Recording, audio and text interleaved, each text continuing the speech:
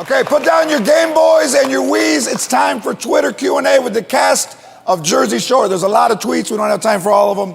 So these guys got to get in some GTL. And you're going back east, right? You guys going back to New York City? All right, let's go to our first Twitter question. This one is from Karina K. Bieber for Paulie. Paulie D, whatever happened to that Diana chick, but I think her name was Danielle. Danielle, yes. What happened to her? She's not here, is she? No. Oh my gosh. She stalked my whole life on the boardwalk. Stalked my whole life. Stalked you? Yeah, it's crazy. How did you end up getting rid of her? I had to do the dip. I went back to Rhode Island. She followed me there, so changed my name. I did a lot of things, yeah. Restraining orders. Oh, yeah, like that? Yeah. Wow. She's not here. Shut up. This is for the entire cast. This is from Evelyn, his boss. Do any of the cast members have Bieber fever? I do. I do. You do? I do. I met him at the Grammys, and he was just so cute. And if he was older. Yeah, he's my dude. He does his thing with his hair. I do my thing with my hair. He gets girls. I get girls. He's my dude. All right. All right, I like that. This is from Team Bieber 1226 for Snooki. Snooki, what got your pickle addiction started? Wow. That's a good question. Can we answer that one? You're an ass. I really like pickle juice, and I like sucking on pickles.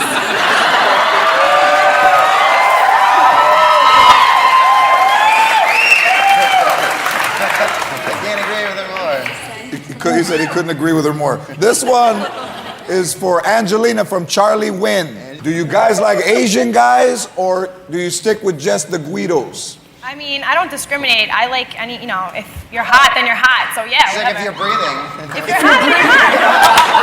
No, I'm sorry, Mike, that's you. That's not me. Wait a minute, but is size important? Is size important? Size matters, right? Oh, like, what do you mean? Like muscles? Like the size of the pickle. Does this? I mean, with me, yeah, it does. Oh, It doesn't matter. It would have to. It doesn't matter. Yeah. But sometimes a dude could be in shape and then not, he missed one muscle. Right, Mike? With me, I don't know. This is so weird. Good question. All right, we'll give this one to Ronnie from Connor DS94. Vinny hooked up with a cougar on season 1. Have any of the guys gone cougar style as well at some point? The guys go hit the safari every weekend, so there's always cougar hunting in the house. Yeah. I mean, I like young girls. I don't know, girls somewhere in my age range, I don't go older. What's the oldest person you ever slept with? Maybe like 25, 26 max or something.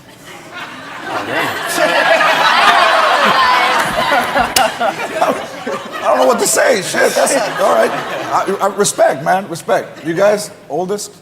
Young, you like young, right? I like him young, but the oldest probably I was like 35, maybe. But you said you didn't care. Oldest? When I was younger, I used to hook up with older chicks. Vinny definitely has the 22 best. year Vinny's probably got like a 52 or something. Vinny likes one of I doubled my age in mine, probably. All right. And is there a name for a dude like a cougar that's an old man? Panther. No. I don't know, but I like them. A panther? You like old I guys? like George Clooney type looking guys. They're hot. Older I like dudes? George Lopez looking guys.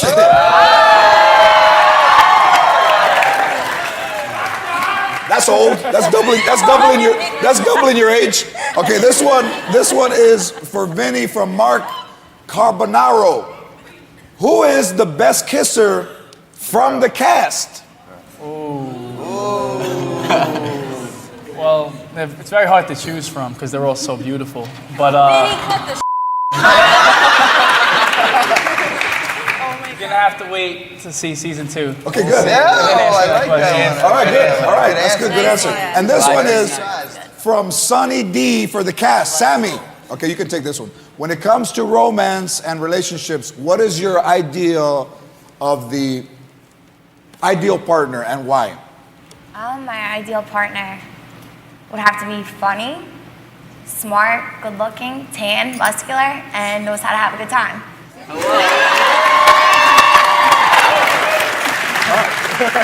You're in the perfect spot. This one is for DJ. This is from DJ Bambino 33 for the cast. DJ Bambino. I get it. Where will season 3 be held? And will the entire cast be back? J-Wall, take that one. We don't know either. Season 3 will probably be in New Jersey, and I'm pretty sure everybody's back. Yeah, even. Pretty sure everybody's back. I don't know. We don't know Everybody's anything, to be back. honest. It's a surprise. Check It's a TMZ. surprise. I know season 3 is in Jersey, TMZ knows more than and us. we start shooting in a couple weeks. We start shooting. Couple weeks. Oh, good. That's season 2 still. I don't know about Yeah, we don't. All right. We just show up. This is for the whole cast from Marisol W.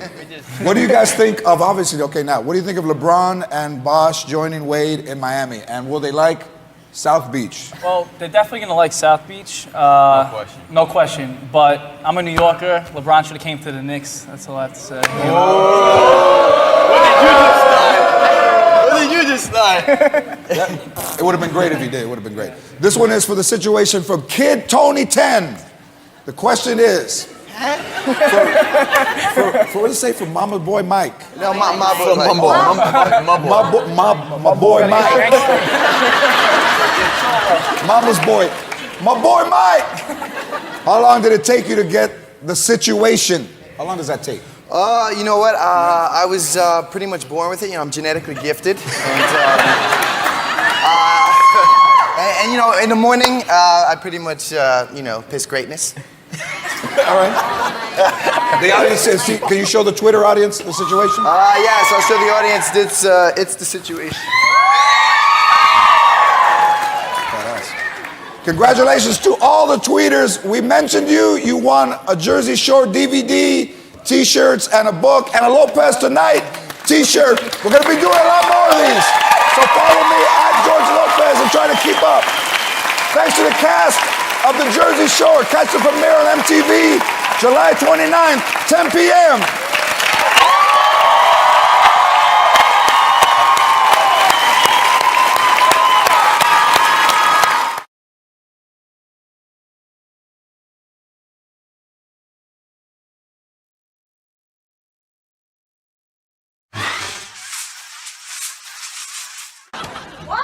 Remember this guy? Lalo the Palo Montenegro. Where did you get this? At work. You were written up for dating him at the same time you were with Dad. Oh, for crap's sake. Lalo and I were just good friends. It was right before Manny and I were going to get married. We were fighting all the time. I turned to Lalo for comfort. We never once... Oh, what? Well, there was this one night I got real mad at your dad for coming home drunk. I grabbed a bottle of tequila and ran over to Lalo's. And then we sort of snuck into the factory. We ended up fooling around on the manager's desk. I eat off that desk. And then somehow we ended up in the break room, and I remember we were crashing into chairs, rolling on the ground, and then I was lifted up onto something. Okay, Mom. Did you sleep with him? No, I don't think so. I don't remember. It was a big bottle of tequila. Well, I think you did. Because this guy's got my eyes, my hair, and my nose. This is crazy. Manny's your dad. Yeah? Yeah. Let's see then. Okay. Tell me. Lalo, Manny. Manny, Lalo. Huh. Forget it. I'll find Lalo and ask him. Wait. A mother knows the father of her own baby. So who is it then?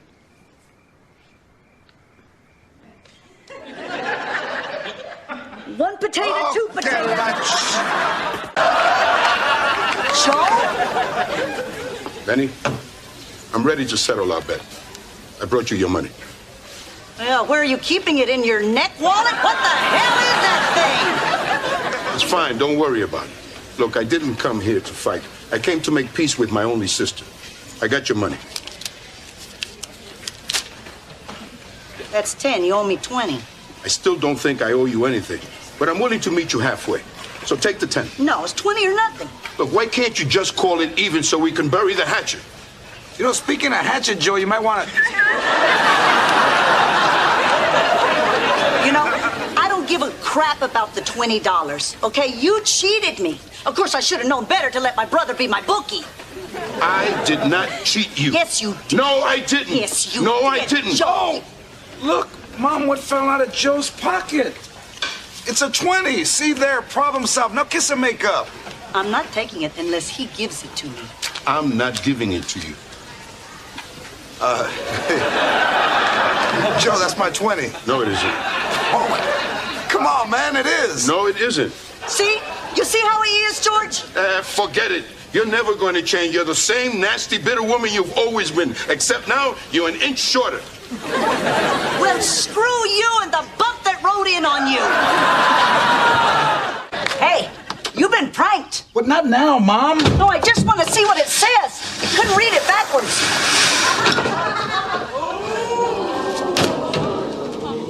Oh, God. Now I get it. Why would somebody do this? It's Adam's fault. He lied and told some of his friends that I let him have sex with me, and now it's going around school that I'm a hoe. That's why I'm not going to school, okay? Honey, that's horrible. Why the hell would he do that? He doesn't want people to know I broke up with him. He wants everyone to think he dumped me because he got what he wanted. Oh, that little punk. I thought I straightened him out last week. I know just what you're going through. When I was in high school, they called me easy, cheap, loose. Of course, I was pregnant.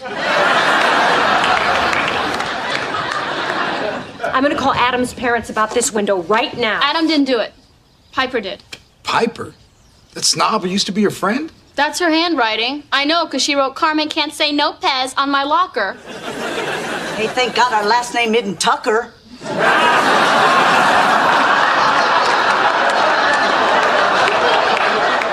Don't worry, honey. We're gonna take care of this. But you still have to go to school today. No! Yes, Carmen, you can't let them intimidate you. Fine. Get ready to clean more windows. All right, this ends now. You're going to Adam's, aren't you? I'm not gonna tell you, because then it would be premeditated.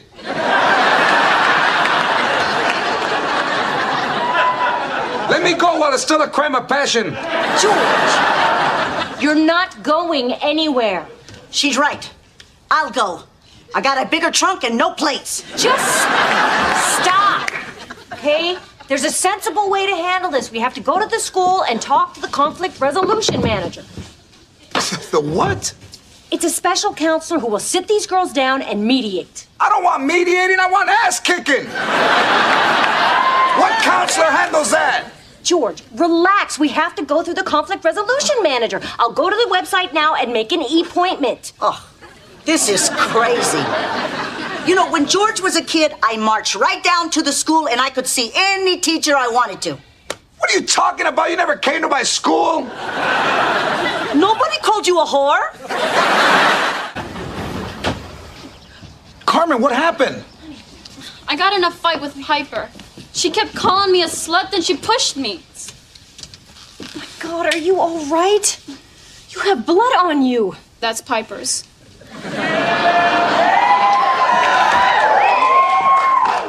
Really? Yeah, I punched her in the nose. Damn, my girl's a scrapper. George! Come on, let me have this. She drew blood. I didn't start the fight. I didn't even want to fight her, but she made me. You believe me, right? We believe you, honey. Good, because Mr. Durango didn't. I'm suspended. What?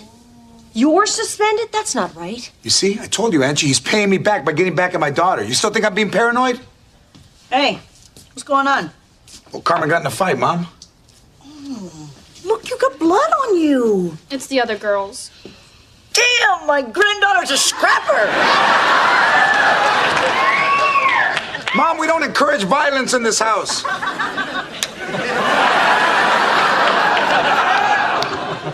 Benny, take Carmen upstairs and help her clean up. Huh? Sure. Let's go, champ. Oh. This is the guy, huh?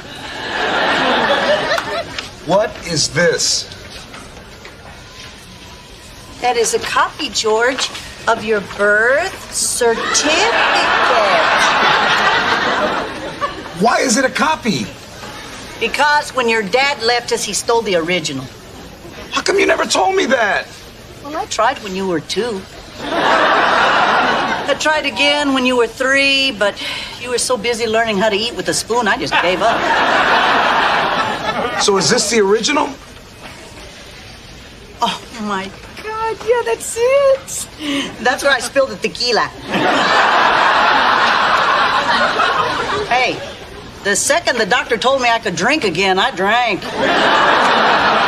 Well, maybe you should stop drinking because that's my birth certificate. No, George, this is yours.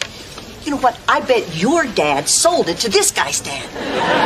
My dad didn't buy anyone else's birth certificate. Oh, man. Do you know what this means? Yeah, that your father never learned how to use a damn condom.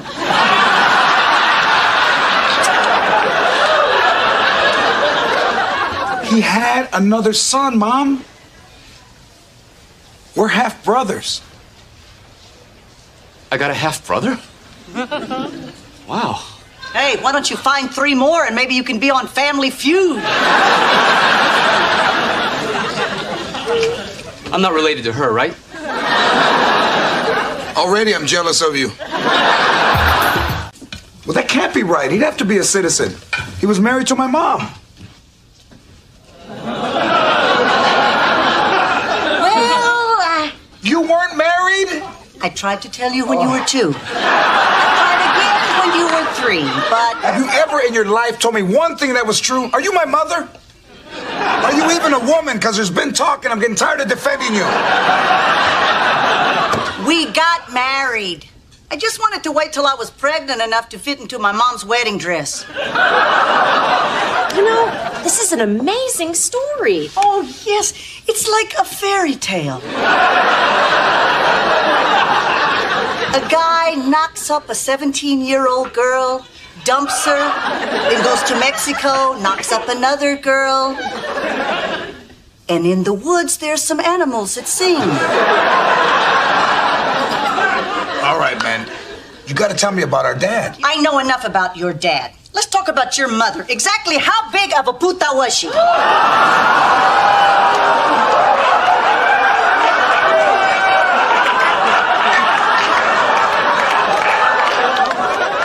my God, stop it! No. It's okay. Now I know why Dad named our dog Benny.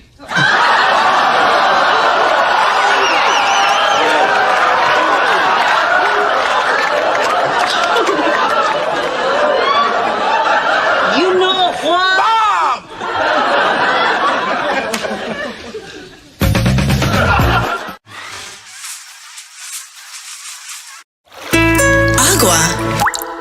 What was that like with Johnny Carson? Nothing, I imagine, can compare to the primordial nature of television back in the 1970s and early 80s when that was it. If you were on Johnny Carson, something like 80 to 90% of America was watching you in that very moment. That must have been a hell of a trip, dude. I mean, I was in Las Vegas and Johnny Carson was going to retire. And in the summer of 91, the USA Today in the Life section had a comedian named Ron Schock, and he was going to be one of the last 6 comedians to be on The Tonight Show before Johnny leaves in 11 months. So I started to think, man, that's like Willy Wonka in the chocolate factory. There's 5 tickets out there, and who's going to be the 5? And I'm thinking, well, it's not going to be me. You know what, man? It was me. I got one of the 6 spots. God damn. Man. I'm Rick Sanchez, and this is the Rick Sanchez podcast. And boy, we've got a real treat for you. We talk a lot about something on this show that makes us very unique as Latinos. And you know what it is? Man, we are so friggin' resilient. There's something about the spirit of being a Latino in the United States. I mean, everybody knows we work 42 hours a week. The average non-Latino works 33 hours a week. We hire more people. We start more jobs. But the one thing we do, I think, the one thing we do as Latinos in America that makes us different is we just don't give a crap, man. You knock us down, we're going to get back up. You knock us down, you fire me, I'll get another job. I don't care. It's fine. We're like the frickin' Energizer Bunny, right? That's kind of who we are. It's who I am. I mean, how many times have I failed? I've told you all everything I've learned in my life is because I've gotten knocked down, right? And we start that way. And there's one guy, right? When you think of Latinos in America, there's one guy in particular who always comes to mind. And this is a guy who never had it easy, right? And part of the reason he never stops, he's always going, he's always winning, is because life's never been easy for this guy, right? It didn't start easy, and from time to time it hasn't been easy, but he's always está ahí, está aquí, as we say, está arriba. And I'm proud to know him, and I'm proud to say that, representa, right? He represents. George Lopez is good enough to join us now. How about that, huh? That's quite an introduction. How come nobody claps for me? Yeah. I never thought it was going to be me, which I think is maybe one of the essential tools you need to be successful is you can't think it's going to be you because the odds are so stacked against you that thinking it would be you would be seeing a result before you've created a result. So I never thought it was me. And then I was going to go and see if it could be me. But my grandfather was not my biological grandfather. But he told me that I was lazy, that I was going to grow up to be lazy. And I think that could have been negative reinforcement or negative, but that doesn't work with kids these days. And it worked with me back then only because life was so simple. He was one of the few adults I ever saw in my life. So I had to listen to what he was saying. He was saying right in front of me. And I would just say, we'll see. We'll see. My mother worked in a factory, and your grandmother who raised you worked in a factory. And it's funny because those of us who even know that word, it means so much to us. When you're poor when your parents worked in a factory. I don't know a non-Latino or a white kid who has ever said to me, when I've said to them, oh, what did your parents do? They've said, oh, my mom worked in a factory. Even just the word factory has a very special meaning to guys like you and me, doesn't it? I've never heard anybody say it like that, but yes, and everybody was looking for out here in Van Nuys, California, the General Motors job, the Lockheed job, Northrop, Aerospace, JPL, and they all had, there was nepotistic, they got in. Yeah. But I never wanted to do that in my heart or soul. Like, I didn't know what was going to happen. I just knew that I didn't want to do that, put an ashtray in a Camaro for 40 years. And by the way, let me say something. That's a job at the plant. You would say, oh, my mom or my grandmom or my dad, he worked at the Ford plant. My dad worked for Chevrolet. My dad worked for Ford. When you say my mom worked at a factory, you know what that means? That means they worked in a place where you don't even know what the hell the product was. They were, in my case, my mom sewed shoes from some company that nobody ever heard of called Suave or Siboney.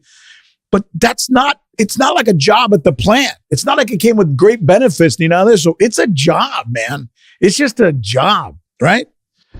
It's when you're saying that, whenever I used to go to town with my grandmother and grandfather, and I saw some kids that I may have known from school, I would duck down so they wouldn't see me with them. But in reality, I should have stood up. I just realized that I used to duck down not to be seen with them. They didn't know them. I knew them, and I didn't want to be seen with them.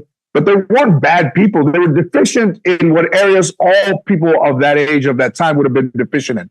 Caring about other people. Yeah. They didn't have any sympathy for anybody. Everything was like, you're all right, get up, come on, we gotta go. And there was nothing that ever you could just, was any urgency to make sure, are you okay? Are you all right? if somebody were to do that, they would say, yeah, he's all right. Thank you. He doesn't need anything. George, you grew up with your grandmother, really, your mom's mother, maternal grandmother, and your grandfather somewhat, although you describe him as not a really nice guy, kind of mean, right? What happened to your parents? My mother, in San Fernando, California, my mother was always somebody who, first of all, she wasn't entirely mentally well, and she would just kind of go out and come back with a guy, and come back with a TV, come back with a new refrigerator. I mean, I don't know how she did it. I mean, she didn't write, and I tried to teach her to read when I was in fourth grade, and I couldn't do it. You can't teach an adult to read in fourth grade. And one of the things that was very painful to me to see was that they would have an open house, and she would come to the open house, and you'd have to sign in. And I would be like, no, she's okay. And then she would make an X. That's when an X was an approved signature. She would make an X. Wow. That just lays on you, man. Like, oh my God, I wasn't a straight A student, so there wasn't any clamoring to see what my work was going to reveal about me, and that was just so internally destructive to me that those may have been the seeds that were planted to find those nuances that made us who we were, but also that you could share with other people. So they knew that if they saw the same thing, like you said, we're resilient. Yeah.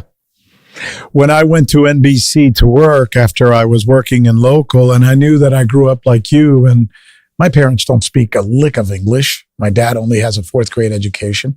He barely knows how to read and write, except for what he taught himself. And suddenly I found myself there. I don't know if this happened with you.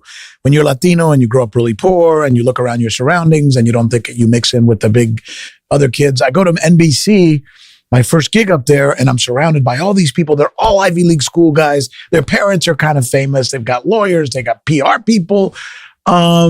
And a lot of them, you're interviewing today the Secretary of State. He's coming in from the White House, and you're sitting next to Tom Brokaw. You're sitting next to all these famous people I've seen on TV, and I'm feeling. We have this word in Spanish. It's coaccionado, right? It means like I'm kind of embarrassed. Do I belong here? What am I going to do when I'm going to have to fight through this crap? And then somehow along the way, I don't know how, George. I don't know how, but I think I finally figured out that because I didn't have all those things, I had always had to work a little harder, and I came at it a little differently, and I had two cultures, and in the end, I had stuff those guys didn't have. But in the process, man, it's hard to figure that crap out, or at least it was for me. I don't know what it was like for you. Well, I mean, one of the things that drew me to you and your style was that como no tienes pelos en la lengua, you don't hold anything back in a space where everything is held back. You had very honest opinions, and you stuck by your opinions, which is something that not a lot of people do. They speak on their opinions one day, then the next day, hey, listen, I'm sorry I said that. I don't know what I was thinking. You have to. The times that I've been doing stand-up, and I was always afraid of what people might think, or if anybody would get upset. And I think I was that way because those thoughts weren't mine. But now that they're mine, I don't apologize because comedy's indefensible. There's some things in comedy that you don't do, just like a police would never relinquish his gun. It's just like there's things that you're not supposed to do. And in comedy, you're not supposed to apologize for comedy. It says in your biography that you were inspired by Freddie Prinze. Those of us old enough to remember know that Freddie Prinze was kind of in many ways, one of the most talented human beings we've ever seen performing, and also one of the most tortured people we knew. What was it? What was it that inspired you about Freddie Prinze? Well, I believe that in the summer of 73, 74, when the TV guy would come out with a fall schedule, and that show was in a Chico and the Man. And then during the summer of 73, and they started to run promos of Chico and the Man. I think he was Hungarian, Puerto Rican, playing a Chicano. I wasn't into that whole thing about, hey, only a Chicano could play a Chicano. But his magnetism, his personality, I didn't know underneath that what the way that a manager that we both shared said that he had a man's body, but a child's mind. He was very 6'2" and looked very confident on the outside, but was a lost boy inside and on drugs from back in New York. So, you come out here and you're a sensation and you don't know what's happening. It's all happening so fast that, everything he did was not the correct thing for him to do. And then back then, I don't even think they had the Betty Ford Center. They would fire you. If you use drugs, they would fire you and then you would just disappear. But he wasn't around that long, but he made quite an impression on me because that was the first time that I ever really saw somebody that I would consider love at first sight. You mean because you identified with his character, because you identified with his background, or because you just identified with the look, identified with the idea that he was a stand-up doing a television show, which I never equated, and then, years later when in 2001 or 2, when I first started to do interviews, and they would say, well, who are your comedy idols? And I would say Freddie Prinze. And it was a new conversation because he'd been away for so long. And when I was 17, I stole his headstone from Forest Lawn, as if taking it was going to give me. Did you really? You really stole his headstone? Yeah. It was already loose, but yeah. What the hell did you do with it? I kept it between my mattresses for years so that I don't even know what I thought was going to penetrate through the mattresses, but which I'm not proud of. But it just goes to. I mean, it's proof. It's a footprint to the time that I would say I was obsessed. But when they came to me about the Hollywood Star and me, the 100th episode, I told them that I wasn't going to go in until Freddie Prinze went in, and nobody ever petitioned Freddie Prinze to be in. And then Johnny Grant, at that time, rest his soul, said, well, we'll look and see. And then he was not in. And then I paid for him to be in. And his family, I knew his Kathy Prinze, a wife, and Freddie Jr. And so what I did later brought them all together on Hollywood Boulevard, friends from New York. And it was quite a celebration for Freddie and Freddie Jr. Very emotional. What was it like the first time you did stand-up? In '79, wow. We asked a wino to buy us some wine at like a Bristol Farms on Westwood Boulevard, and we pushed it. It was a cork. We pushed the cork down with a pen, and me and my buddy Ernie were drinking. He didn't even go on stage. I don't know what he was drinking. This isn't going to end well, but keep going. And it was going to null the pain, but it was all, Rick, it was all frightening, man. I mean, I was scared of everything already, and that would have had to have been the most terrifying thing that I was ever going to do. Yeah. And when you look back, it's like, what would make you go back? And I don't have the answer to that. But you obviously figured it out. I mean, you've become, to this day, one of the most sought after comics in the United States. In both the little screen, the big screen, the live screen, everything, man. I mean, I had a baseball coach that told me that when things got tough, I quit, and that quitters in life don't go anywhere, don't do anything. He goes, come back in 10 years and let me know how you're doing. I bet you I can tell you right now, you're not doing a damn thing. And he said that we were with my baseball coach in high school. We were nose to nose, and we were going at it. And I turned around, and my friends were just like, wow. And I started to play golf maybe a year or two out of high school, and it was very difficult to learn. Yeah. And when it got difficult to learn, I would quit, pick up the ball and tell those guys, hey, I'm only going to play 9 holes. I'm going to take off. I forgot I had something to do. But I was lying to them, and I was lying to myself. And then on the way home one day, it's almost like his head appeared behind me, and he said, when things get tough, you pack it in. And I pulled over to the side of the road. I kind of evaluated my life at that point, which wasn't a lot to do. And then I figured out he was right. And I went to the school. I hadn't been there maybe in 4 or 5 years. And I went to the school, and I was walking across this field, and he was kind of looking like, who is that? And he says, is that my third baseman? I said, hey, coach, how you doing? What brings you here? And I told him that I had to come and apologize to him, because if I didn't, I don't think I could have lived my life peacefully without taking the responsibility of making his life harder. And then what he said to me was right. And it's the first time in my life I ever apologize to somebody, I would just disappear and not talk to the person anymore. Fascinating. Are you still scared when you perform? No, not at all. I may get tired, but I'm not scared. And I've been transcribing my shows like a dictation for the last 20 years. So I have all these shows that I've done, and there's stacks of them, and the DVDs are put away. And it's a great tool to look back, almost like if a paralegal was going to go and look up some case, I could go back and look up what I did in 2005, and then keep track of everything new and move everything old out. And I think I'm not afraid. I'm always very well prepared, which I wasn't. I'm opposite of what I used to be, not prepared. And I look back on those things either on the plane or during the day of shows, and it keeps me kind of in that cut right there.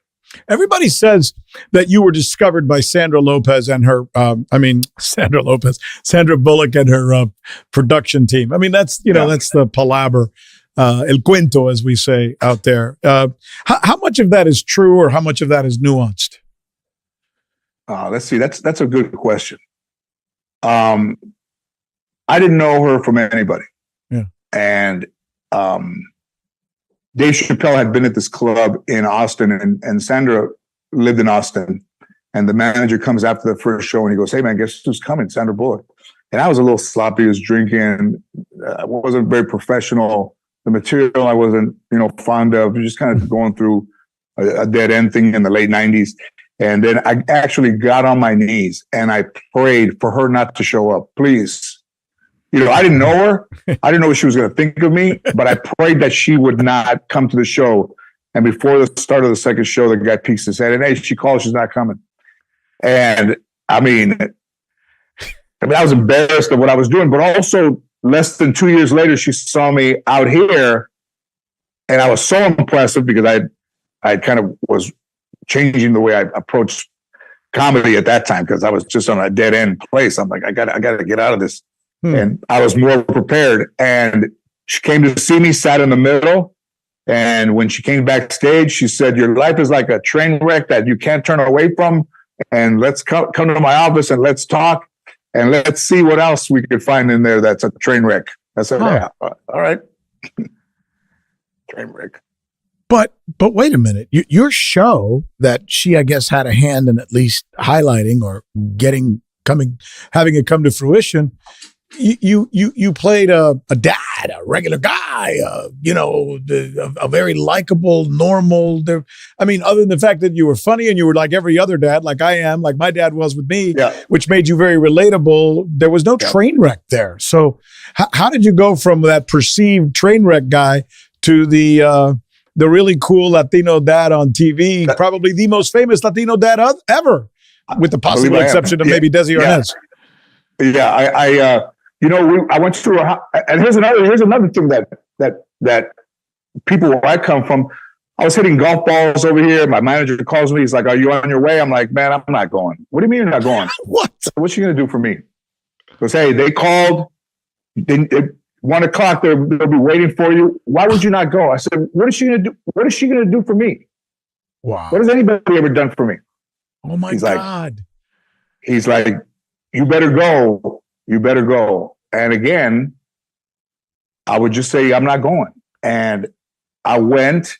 We spent 3 hours talking, laughing, and we just kind of attached it to the fact that I used to work with my grandmother in a factory. And then I was married and I had one kid, and then we created the boy and a girl. And then the mom character was my grandmother, and my best friend Ernie was really my best friend Ernie. And Angie was Anne, and Carmen was Chicha's daughter named Carmen, and Max was my grandmother's poodle, Max.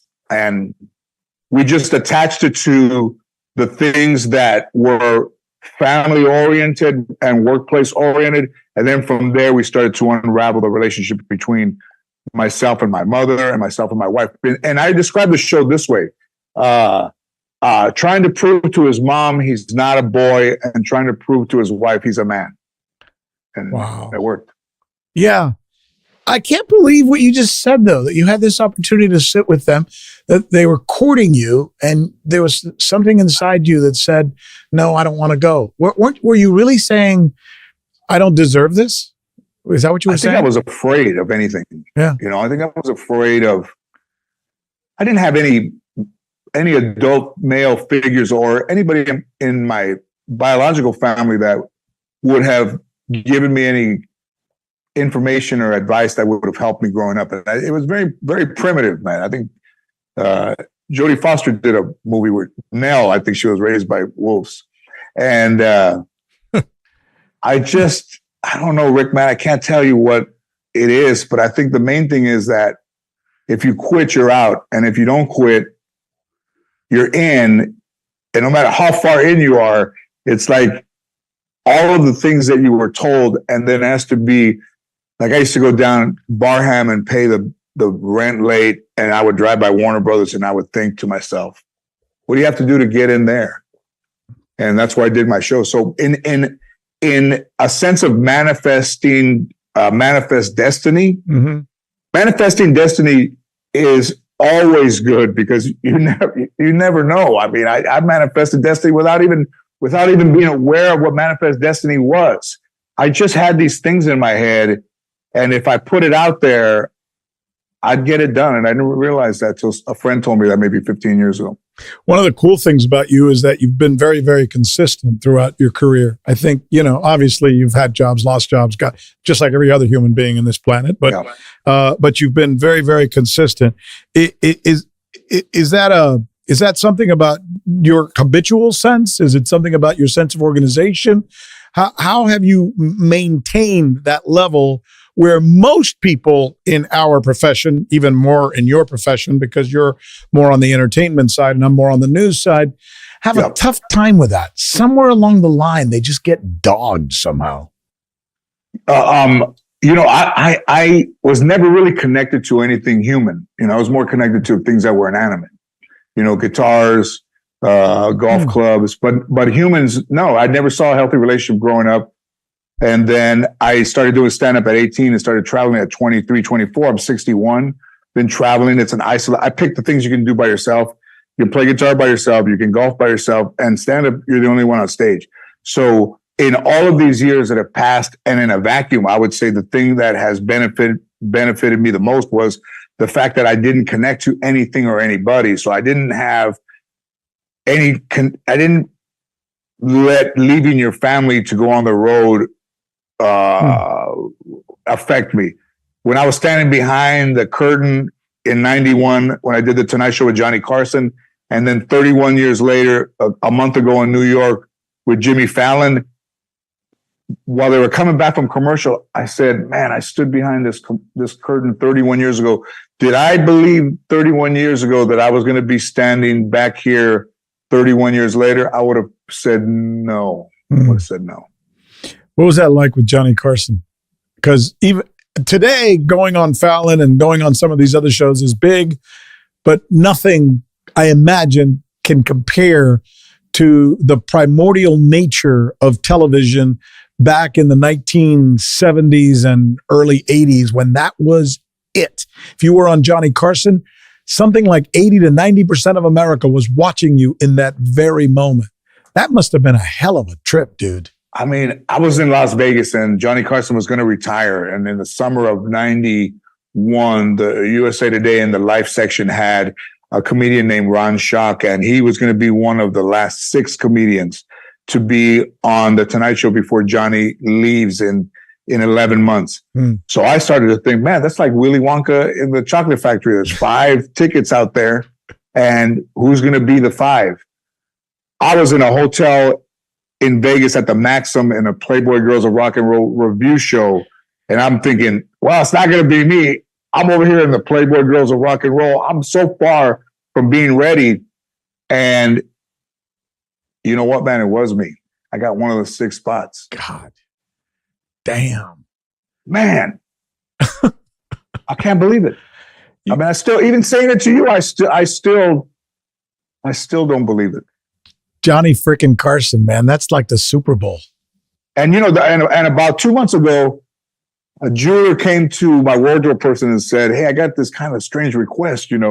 Jonas, this guy, this jeweler to the stars, got a presidential Rolex, and the Rolex used to be owned by Johnny Carson. I'm like, well, what?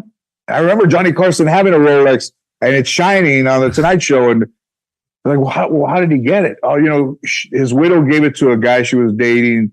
They didn't end up getting married, and he still held it. And he hadn't worn it in 10 years, and he was going to sell it, and it had all the documentation. And he wanted to know, the jeweler said, I think I know the perfect couple guys for this. Went to me first, and then he said, if you don't like it, don't feel any pressure to buy it. And then Dick Wolf was the guy who wanted to buy it. Dick Wolf wanted to look at it. And I, when the minute I held that watch in my hand, it just kind of like this thrust of like light went through me, like just through me in holding it.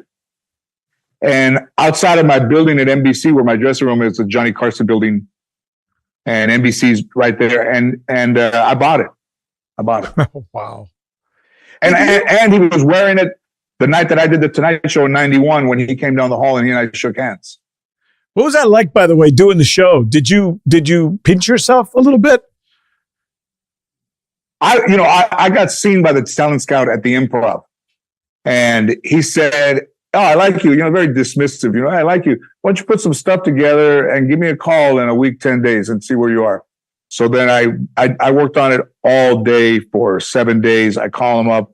I go to Burbank to his office where you can see Der Wiener Schnitzel from outside of the NBC office, and he was at his desk in his chair, and I was in front of him, and he said, "Okay, let's see what you got." No audience, nothing. I told jokes to one guy, and he just went, a couple times.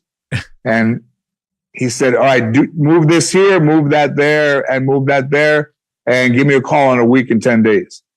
So I had been working on it, but then I was at the Improv, and I was just going to work it out. And he walked in, and he saw me, and he said, "Hey, are you going to do the stuff for the show? I'll look at you right now."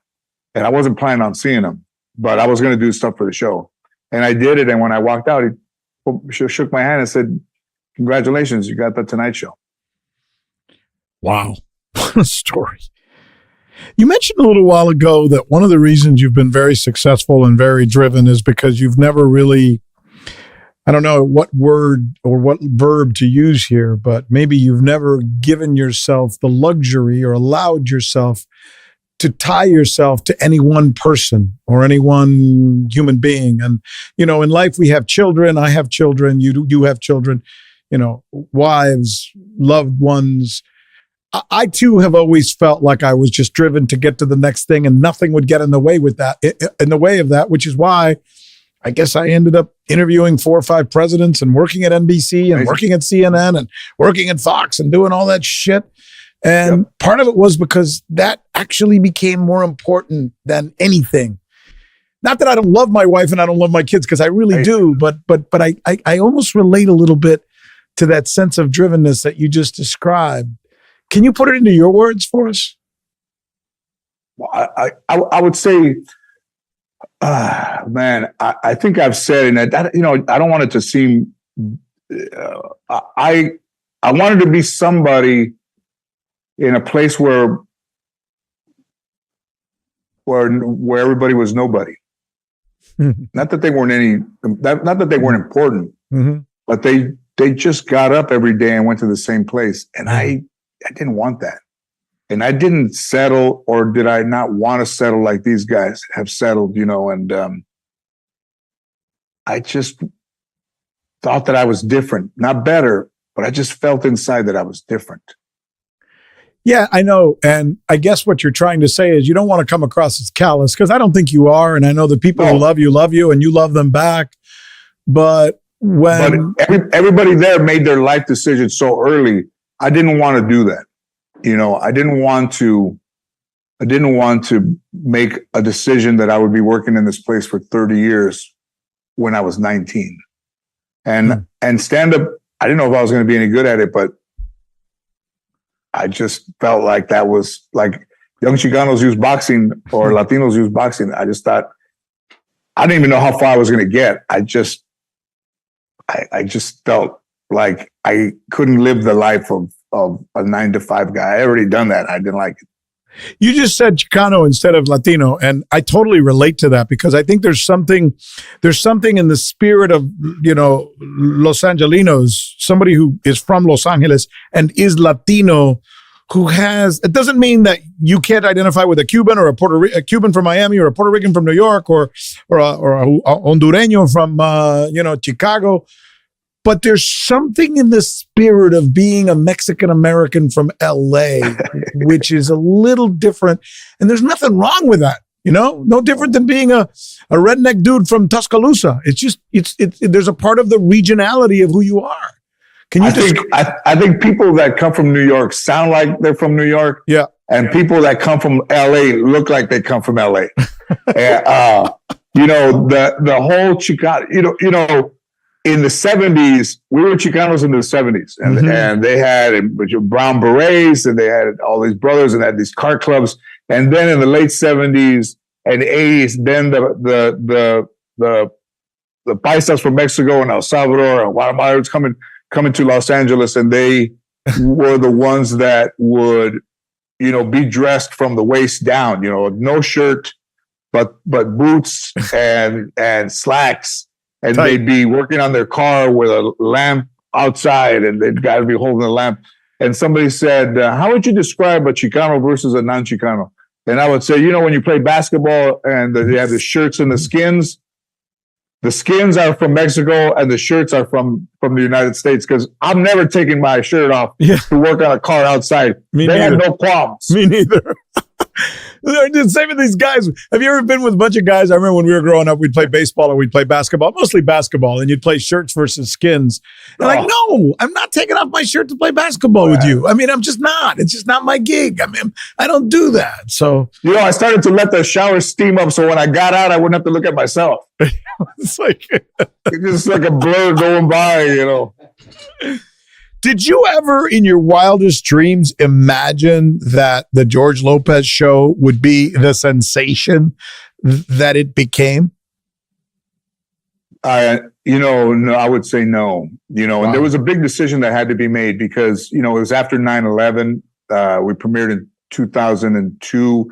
After 9/11, all the comedies at every network went down. Like, they didn't have a chance. Everybody was watching news and watching Datelines and all the 2020s and Nightlines. And those went away. And then we had sold the pilot in like November, December. No, in May. So we were writing the pilot August, September, October, November, started to read actors in December. And then in the middle of January, or late January of 2002, there had to be a decision made. We're all at Warner Brothers. Sandra was there, Bruce Helford, and all the presidents and people in casting at Warner Brothers. And they said, well, what do you want to do? You want to wait till September, or do you want to try to go into the mid-season, and nobody had an answer. And then Sandra said, well, let's ask George, what do you think? And I said, wow. And I was always a person like, let's go now and find out. Better to find out. I think my grandmother would say that. Better to find out now than to find out later. Yeah, right. So I decided to go at the mid-season, and I think it was maybe the toughest decision that I had to make in my life at that time. And then also, I think it was the right decision to make. And we had to retain 85% of the lead-in, and we retained 93. Wow. Pretty close. Pretty close. That was kind of a small window, not to lose 15% of your lead in. That's very tough. But the show, how long was the show in the air? I know the show we did 120 episodes. So we started in the end of March in 2002, and then we ended in May in 2007. And you still get something from that? Oh yeah, nice. Huh? Yeah, I'm a creator, so I have points in the show, so they've been buying it every 4 years. I mean, it hasn't been off the air in 20 years, but it's been in syndication since 2007, and I think in 4-year blocks, and they just have kept buying it over and over again. Why? What was it about the show, or maybe about you, that made America fall in love with that show when it was some weird Latino dude from frickin' LA, which is nothing like Leave It to Beaver or, any of those other shows that we grew up with? I think, what would you say it was? Was that Momo? Yeah, I think the structure of the family was familiar, and then we were coming off of shows like Full House and Growing Pains and Silver Spoons, and those were all very safe. And then I would say that they end like that, and I would say, well, we don't want to do that. We want to be a little bit. Thank God Roseanne had been kind of led the way. Everybody Loves Raymond, so we wanted to be a dysfunctional, but not actually. And not wear our color on our sleeve. Like that show was right down the road and very diverse. Like, these guys, I would say they would say, we're going to have a bad babysitter in an episode and we're going to cast Latinas. No.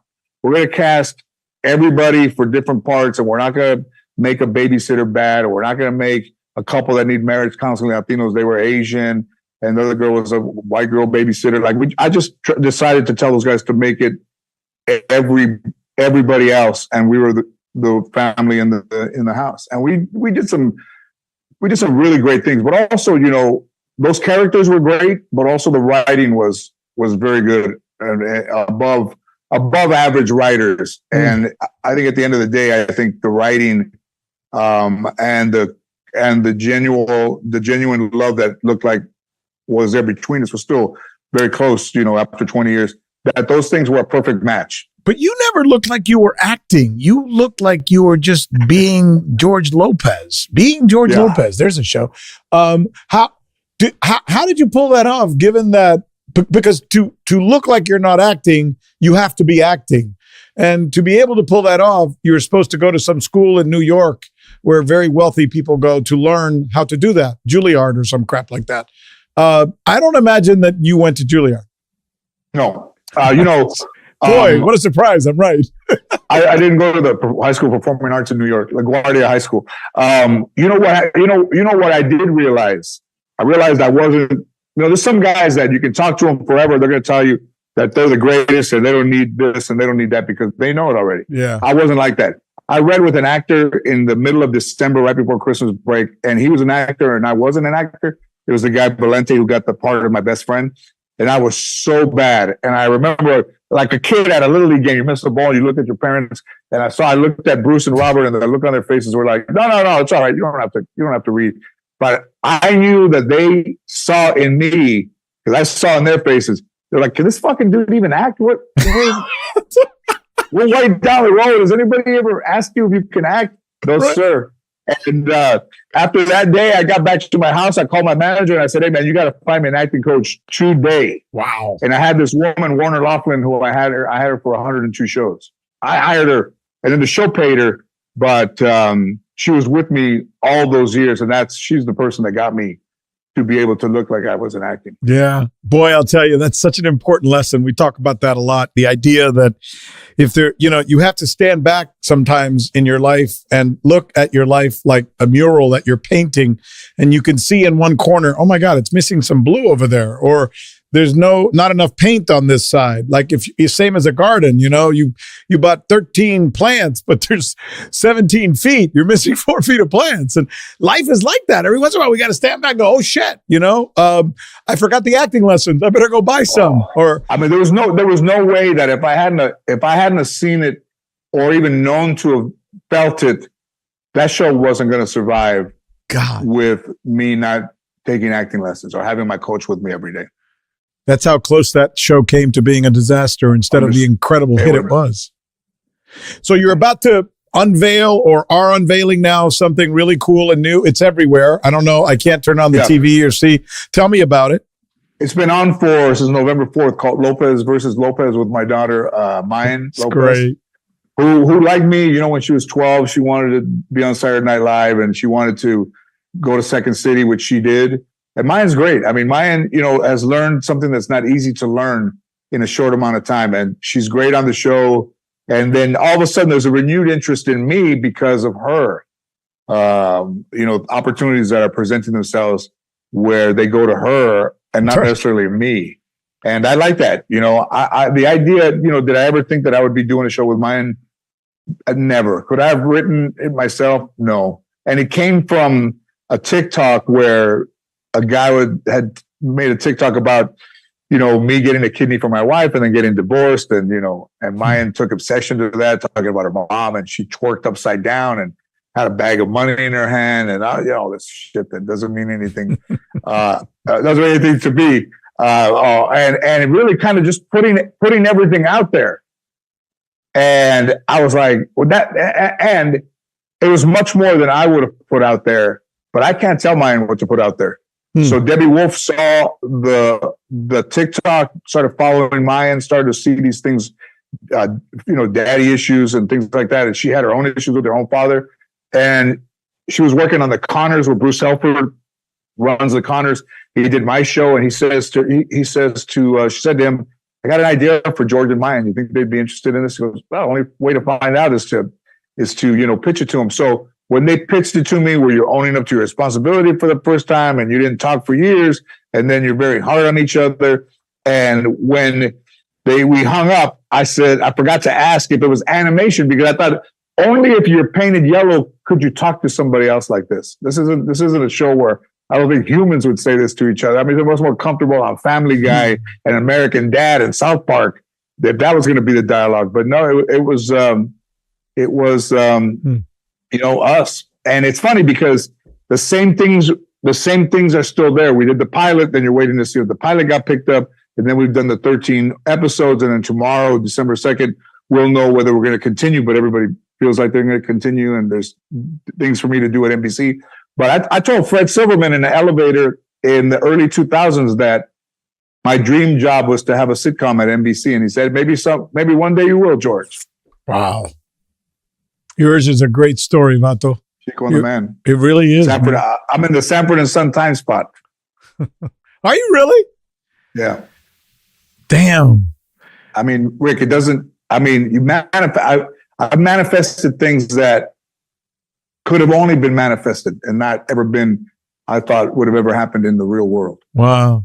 Sometimes you pinch yourself and wonder if there isn't some other force out there in the universe that's making all these things happen, right? I don't have the same problems I had growing up. I have a Range Rover with very high performance tires, and I was driving to a house that I have, and there was a spike in it, and I could have blown out. I mean, I spent 2 hours on the freeway. I could have blown out. So I bought a BMW X7 because I needed a car that had more durable tires. I mean, it's nothing like it's nothing like the way I was growing up. Yeah, I think back to all the times I could have bit it. Plenty. It got my attention because I was driving pretty fast, and those tires are nothing. And when did that happen? When did that happen? This last over Thanksgiving, and no. I really felt like I dodged a bullet there. I wasn't about to let it happen again, so I got another car that I could drive. Wow, more consistent. Well, a message, a signal. Somebody telling you, be careful. Don't take shit for granted. There was a white bat. There was a white bat flying in the house over there. Never seen a light color bat. Flew into the 2 rooms that I was in, and they were not close to each other. And, the mensaje from the bat is to believe what I feel and to believe what I think I see, because it's true. Trust. Yeah, exactly. Bueno, And again, it wasn't a human being that told me it was a fucking white bat. I didn't even know white bats existed, man. It's like, I didn't know either. I could see a little skeletal frame. I was like, what? But he flew in a motion. He didn't flew like any of the dark bats. He flew beautiful, just, almost touching his wings, and flew across in circles in those 2 rooms. And I'm like, I don't know what this is, but whatever he's got to say, I'm listening to. I'm going to be looking for white bats from now on. George Lopez, we stand on your shoulders, my friend, for all that you have done. You are, I know, like me, you don't wear your Latino-ness on your shoulders or anything, pero at the same time, there are a lot of people who will find pride in your story and will be inspired by what you've done, and man, where that all came from. The stories you tell about when you were growing up with your grandmother and things that weren't so good in your life. And somehow you've been able to manifest all that into one heck of a great story. I mean, It's just really fun, man. It's fun knowing you. It's fun Thank you, man. I talking to you. appreciate you. Yeah, I have a great, I always respond really well to you, man. So thank you. Gracias. I have a lot of respect for you. I have a lot of respect for you as well. Thank you, George. You're a good man. We appreciate it. Thanks again. George Lopez, the one and only. How about it, huh? How about it? Well, this is the Rick Sanchez podcast. We're a part of Agua Media. Of course, we're all over the place. You can find us on Spotify. You can find us on Apple or wherever you get your podcasts. And if you happen to be watching this on the old YouTube-y thing, make sure you subscribe. Dale. Vamos con todo. Y hasta la próxima. Agua.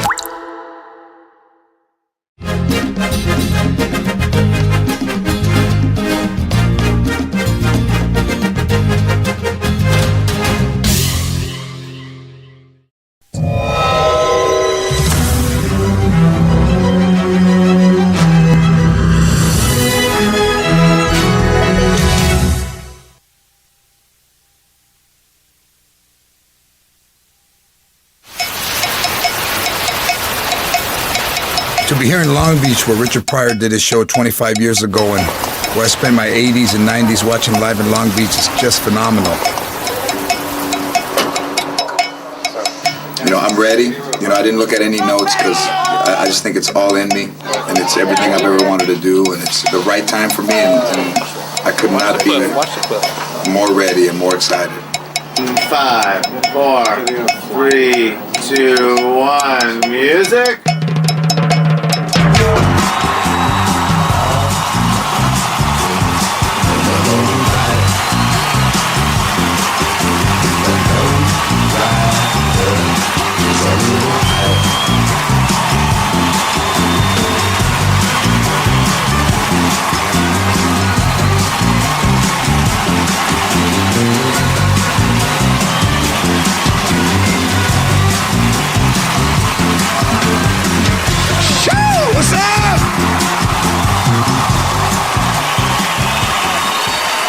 I'll tell you, you must be successful. You can get Mexicans to get out of their chairs.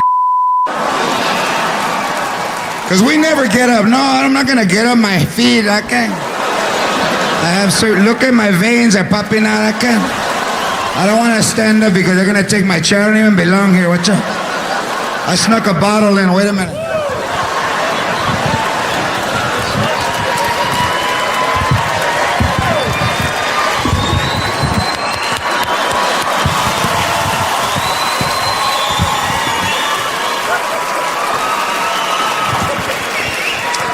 Hey, I just want to thank you guys for coming out, and this special is for all of you people and everybody watching at home, and for Richard Pryor. Órale, Richard Pryor.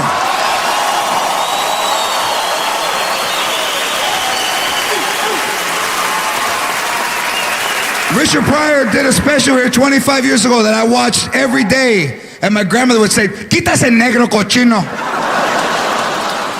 ¿Por qué dice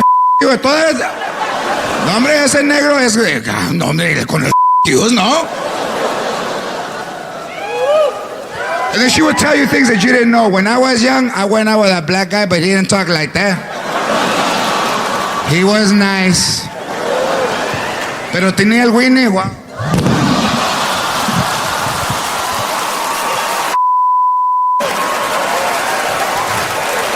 Sometimes at night I can still feel it when I'm sleeping.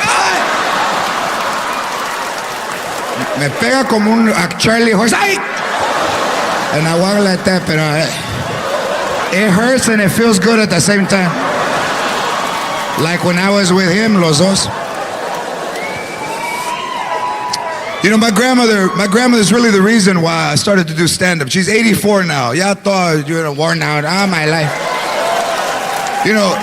And the one thing about old Mexican people is they never want to admit that they're getting old. Grandma, you should use your cane. No, I'm all right. Look at the way I'm. You can tell. Mira, I don't want nobody looking at me. That's why I cover my bone with my dress.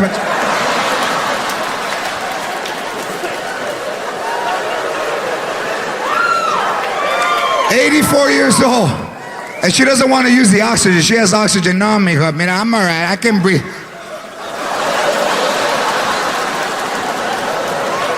You ever seen a fish that jumped out of the bowl and he's laying down?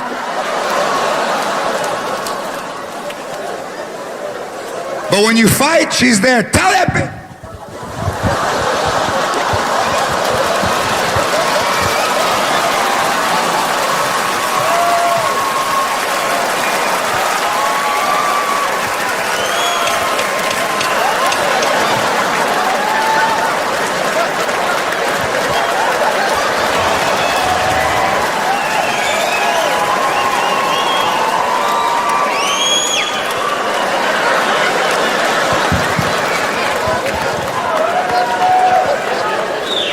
And with my grandmother, everything was no. Grandma, no!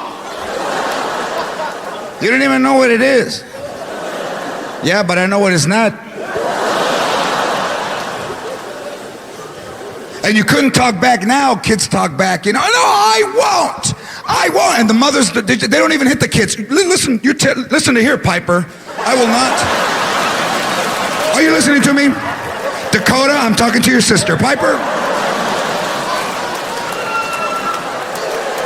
My grandmother would give me a putazo.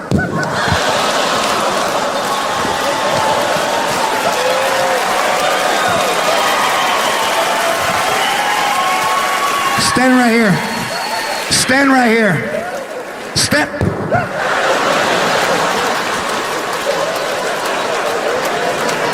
Why you crying? Why you crying? I barely touch you. You can't even touch him because right away he starts crying. Why are you crying? My ear is bleeding. Look, it was bleeding before you got here. I didn't want to tell you. Why are you crying? That's all the moms would say. Mira. Why are you crying? I barely touch you. Want me to hit you for real? Come over here. Want me to hit you for real? Mira.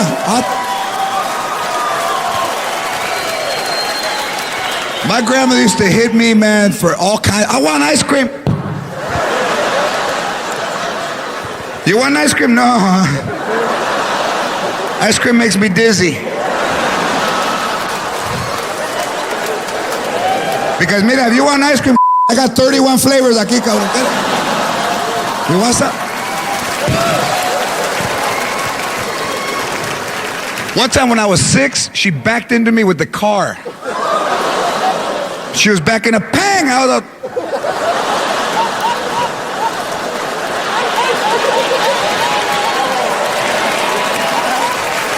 And what did she say? Get out of the way!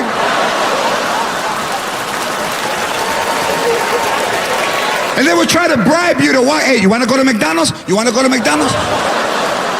Then walk right. You want to go to McDonald's? Then walk right. Walk right. Walk right. Lego chuecos. Mira, they don't let kids that walk like that into McDonald's. Walk right.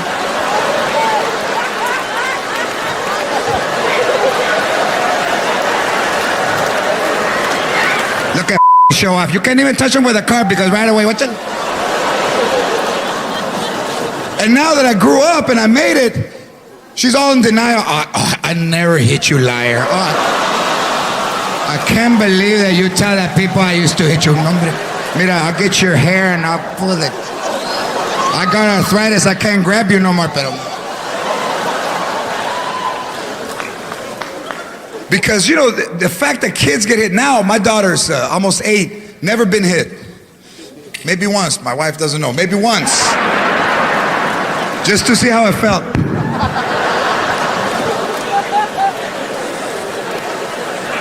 But only white mothers are ever arrested in America for beating their kids.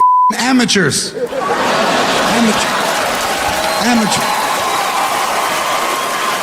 They don't know how. They don't see the cameras. There's a hidden camera. You see it. Courtney, you get in the car.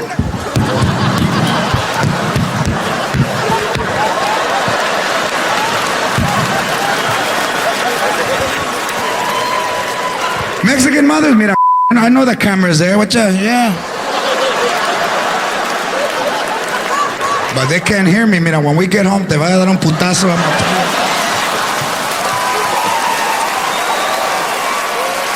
I can already feel it in my hand. I can feel it. I'm gonna come off the ground. I'm gonna hit you so hard.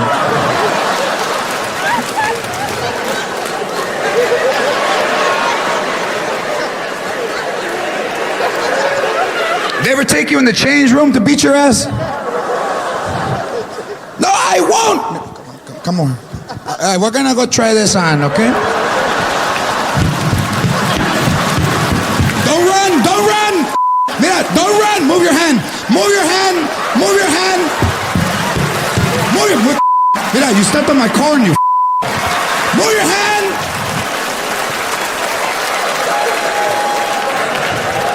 And then when you come out, how did everything go? It didn't fit. Come on, son of a bitch. Everything was no. Birthday party? No, ¿qué birthday party? Mira. You got a lot of things already. You don't need a party. So you can show off? No. Why are you crying now? No. Chuck E. Cheese. You want to see a mouse? Pull the refrigerator out. Mouse back there. Pull it out. What's up by your feet? By your feet. You saw him? Happy birthday. You saw him? Why are you crying now? He went into the chair. You saw him? Those better be tears of joy. You saw him?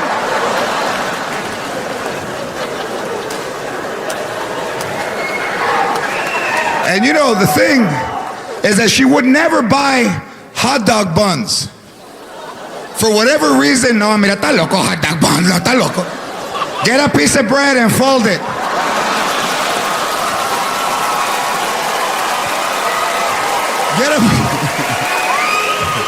Get a piece of bread and fold it. Mira, it's the same. The same. Whenever she wanted to make a point, she said everything twice. Mira, it's the same. The same, mira, Roman meal, sauce, hot dog bun.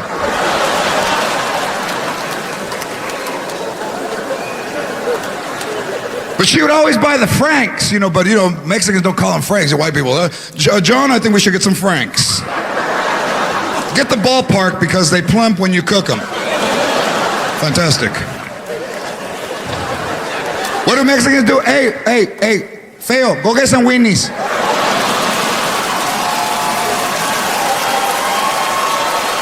Go get some weenies. Mira, get the weenies, the one that get fat when they get hot. One time I had one and it got big. It reminded me of the negro when I was young.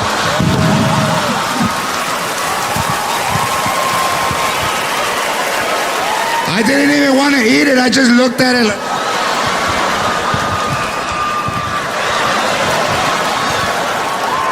I got it in the freezer. Go look.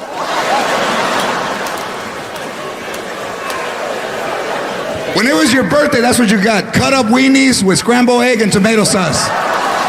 Happy birthday. You didn't get a bike. Happy birthday. And you couldn't talk back. So they would yell at you. Mira, no. Means get the hell out of here because right now, I got one strike. I got two to burn. If I were you, I'll get the hell. Get the hell. And you couldn't talk back. All we could do was this. You'd walk away and you'd talk to yourself. I never do nothing. That's all we would do. I can't do nothing. I didn't hear you. I didn't say nothing. I'm gonna go get her. I can't wait for her to die.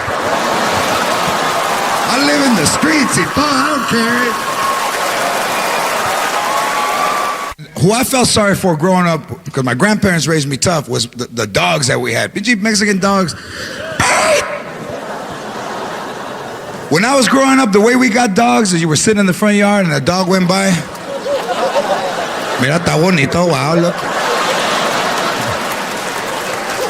Did he have a collar? If he don't have a collar, get him when he comes back. Go get a weenie and get him. Tear it in pieces till he follows you in the backyard. Give me another weenie!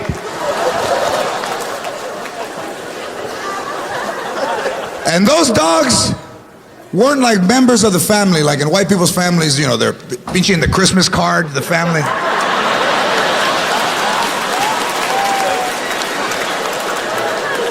I saw this lady at work that had a picture of her dog with a Christmas hat on and his legs were open.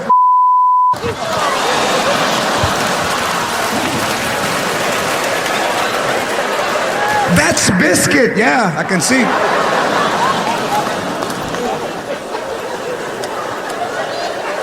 $3,200 bill from the vet. She was crying. How could you put a price? He's like a member of the family. I put a price on his ass. Our dogs, Mexican dog, when they would get sick, you would see them in the backyard, todo tirados. With a fly in each eye.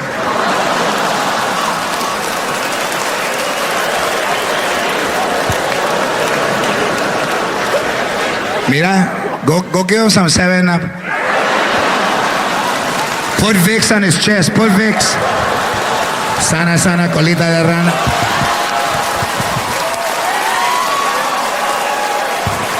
Look at, he's moving, he's moving.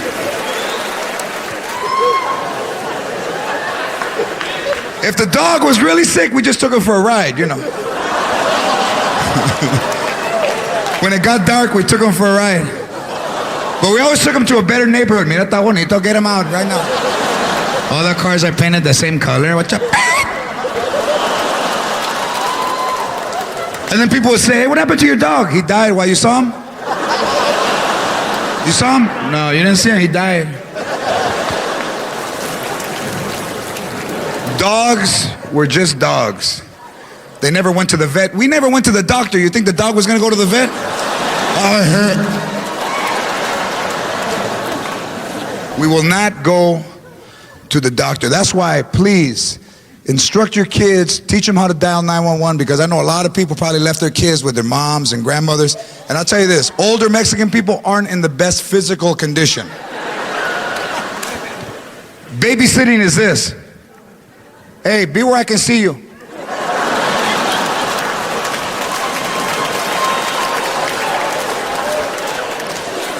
My uncle had a heart attack, and the only two people around were 2 3-year-olds. So he's all crouched up on the couch. I can't breathe. And they're making fun of him. Tío, I can't breathe. I can't breathe. I can't breathe. I can't breathe. I can't breathe. I can't even breathe. I can't even breathe. I can't even breathe. I can't even breathe.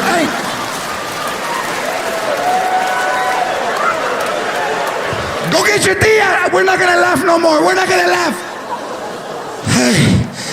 Tell her I got a pain in my chest and I can't breathe. Hey, tell her I got a pain in my chest and I can breathe. And he's like this. So your tia's outside talking to the lady in the other house with the fence. And they already told you your whole life not to interrupt, so there you are.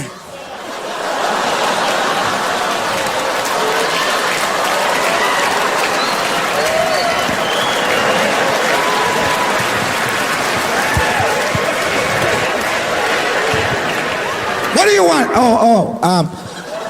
Grandpa told me to tell you that he wants an ice chest and beef. What?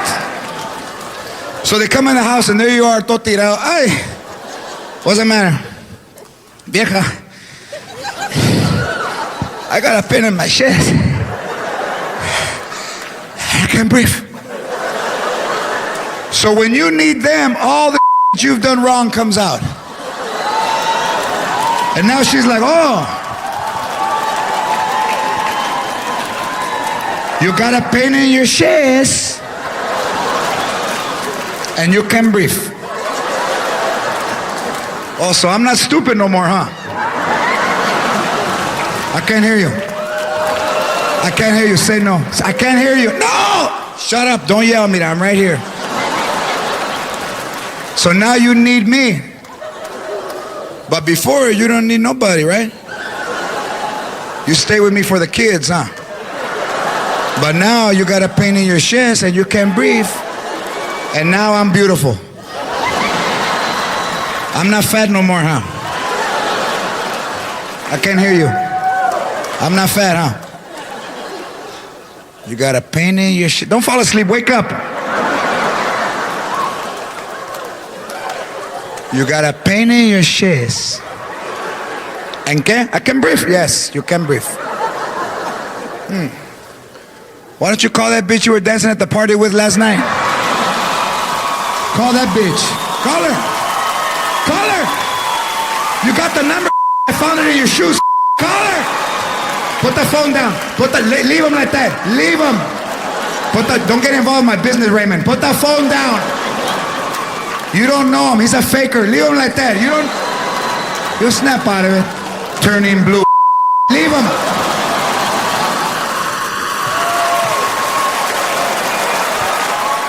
You know, most families talk about good. Well, I graduated from Stanford. And I was very successful law career. Mexicans, hey, tell them about that time I got electrocuted, eh? Tell her, hey. Tell her, Otto. Tell her. Hey, ¿sabes qué? My feet were wet and I touched the wire.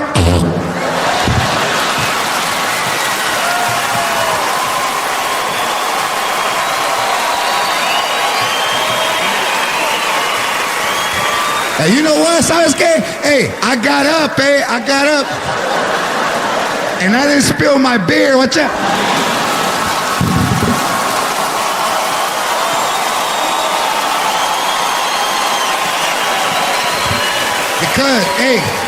Because when the electric went through my body, my mind told my hand, hey, you got a Heineken.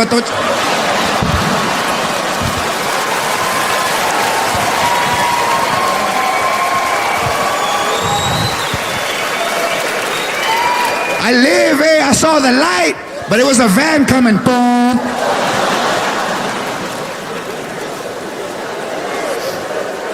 You know why? Because we never hire an electrician. Mexican, we get shocked all the time. You plug in the lamp. We all have a lamp that you've tried to throw away for 20 years. Lámpara todo rompido, just on the. You be driving to a neighborhood. Stop.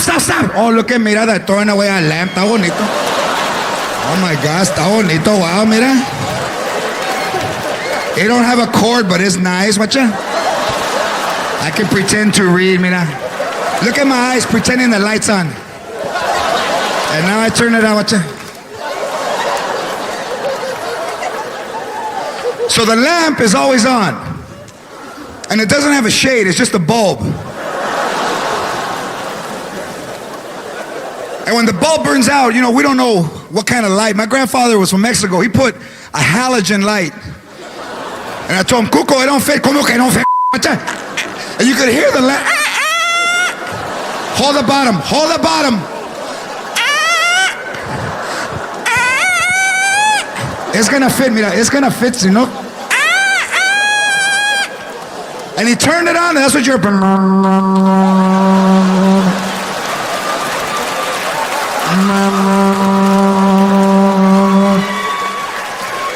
The roaches were good. They were holding hands to get out.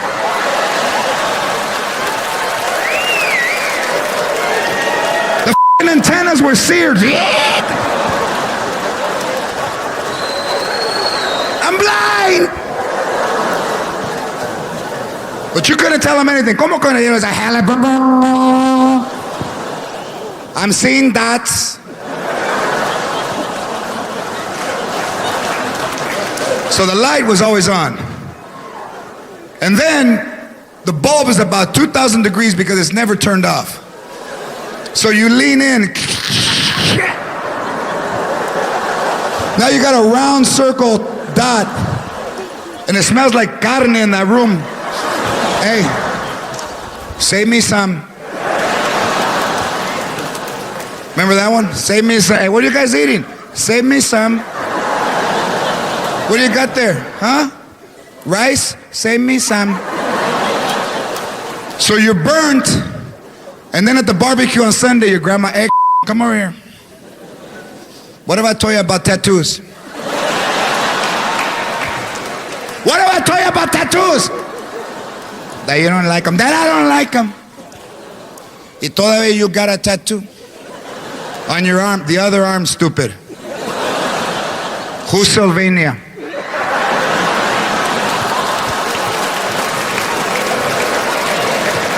Who's Sylvania? Don't tell me you don't know. Who's that bitch? Es una negra, Sylvania. That's a black name. That's a black name. Sylvania es nombre de una negra. Don't tell me she's not black. It says Watts right on your arm.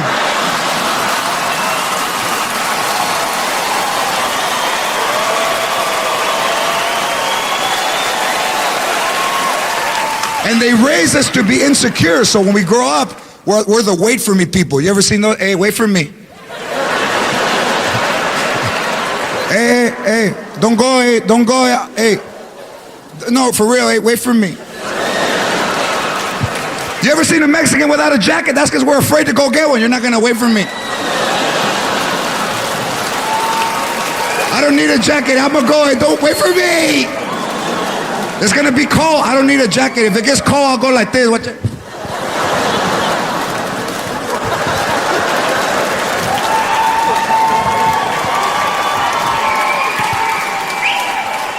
Wait for me. Go get a jacket. Nah, because you're not gonna wait for me. Give me your car keys and I'll go. And wait for me comes from the time we're kids because all your mom is yelling at you, hey, hurry up. Because we're not gonna wait for you. Hurry up. Wait. Wait for me. Wait. Wait! Wait! Wait! Come on, let's go, son of a bitch. You got all day to you right before we leave. Let's go! How come you're late? Because Mr. Caca had to go to the bathroom? Son of a bitch. I told him to outside. It's the same thing. The same thing. So when somebody travels by themselves, that amazes me because Latinos don't go down the hall to get a blanket because cuckoo is in the closet.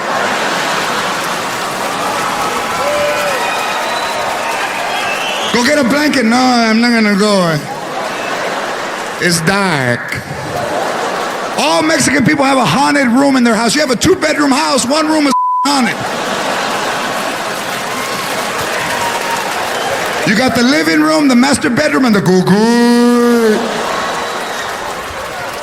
Goo-goo. No! You ever run by and try to turn the light on when you're running?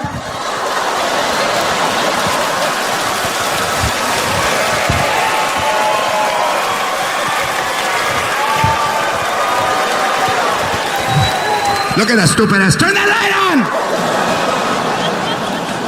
Different people, totally different people. Because we will make up words that don't exist. Burly, you know Burly? You know Burly?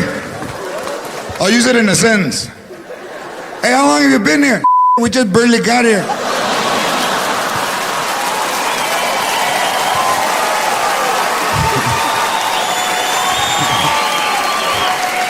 And just everyone knows. Hey, they barely, didn't you hear them? They barely got here.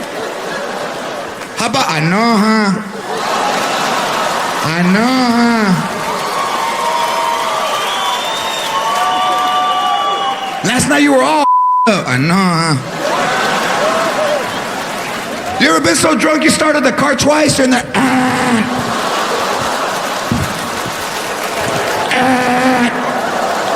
and you hear a knock. It's already on. I know, huh?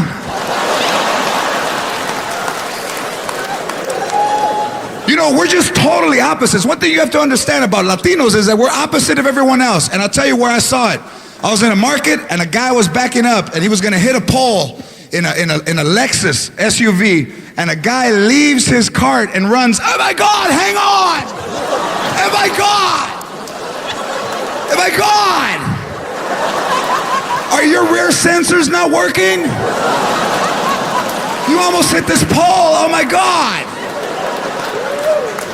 I ran 86 yards to stop you. I'd get that to an authorized Lexus dealer as soon as I can. He stopped the dude from hitting the pole because he saw it happening. Mexicans, you know what we would do? We would stand back. We were like this. Hey, watch what's gonna happen.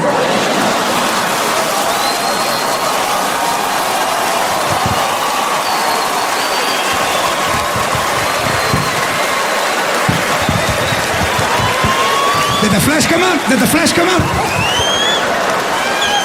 And he hit the pole and bam, you start laughing. Palo!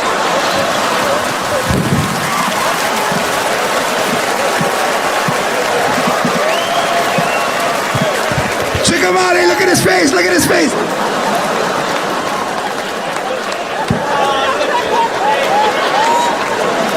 Check him out, hey, look at him. And what do you yell? Hey, I know somebody that can fix it, eh?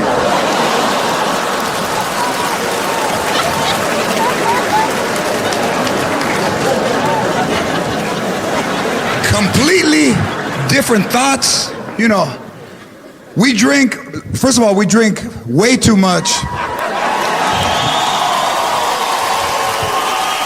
Hey, I didn't say it was a bad thing. Relax. We drink, hey, and still talk. That's scary. When I was young, what? You go to a kid's party, there's more kegs than kids.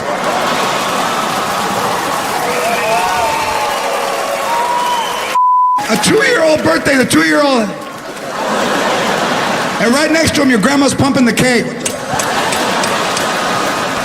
I'm watching them, I'm watching them.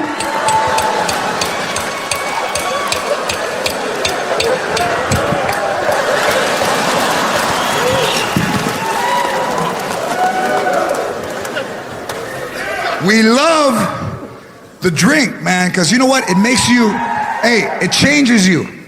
All of a sudden you start becoming more passionate. Sober, nothing. Do you love me? Oh, see, man. That's why I didn't want to bring you. How come you never tell me you love me? You know what, ¿sabes qué? That, eh? I didn't come here to be quizzed.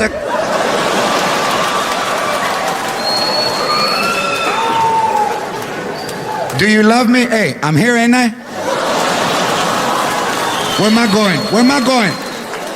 All my tools at your mom's house? I ain't going nowhere. Insecure. But when you're drunk, it all comes out. First you get all topedo, you know.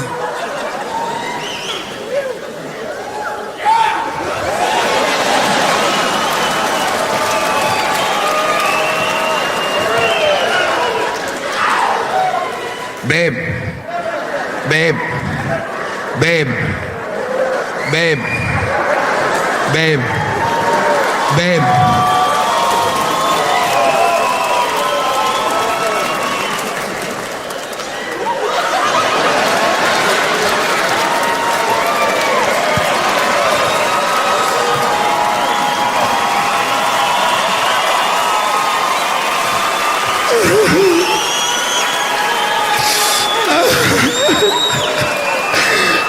I love you. No, I do. I love you, man. Hey, I love you.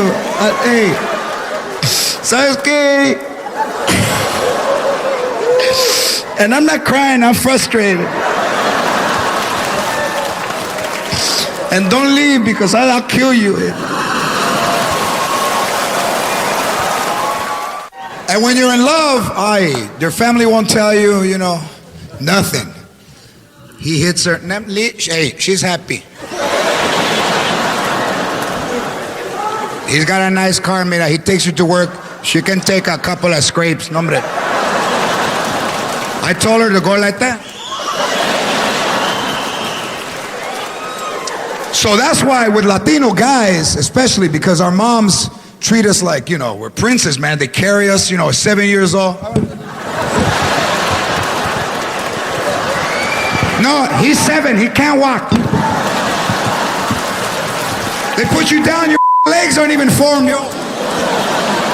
You're like a newborn pony. I told you he can't walk. He's 7. The women in the family do all the and the boys don't do a thing.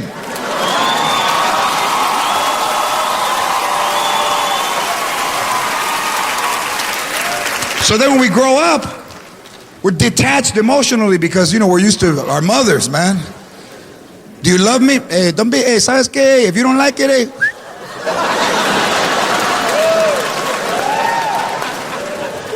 Who took you to Red Lobster? Did I use a coupon? All right then. But now you see Latinas with white dudes, married and children, huh? Yeah, I can't blame them. They want to be homeowners too.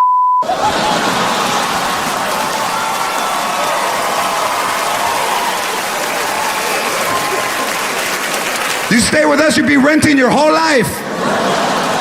I told you, when my mom dies, we get the house. That's why I don't work. I gotta be close by. What if she dies and I'm at work? How am I gonna get the house?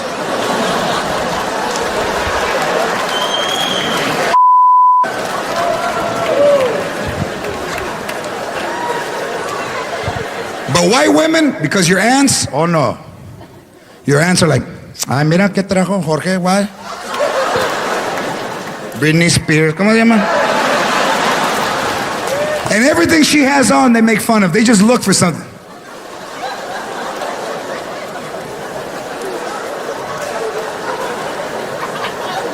Look at that painted toes. Painted toes. Look.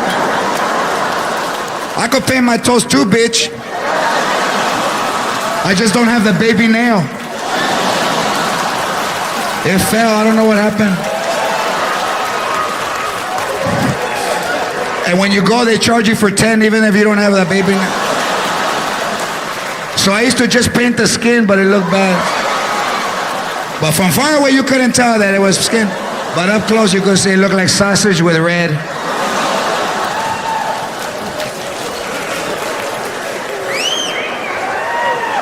And they love to dye their hair. One thing about Latinas now is now they have highlights. Vámonos highlights. Highlights. What's up?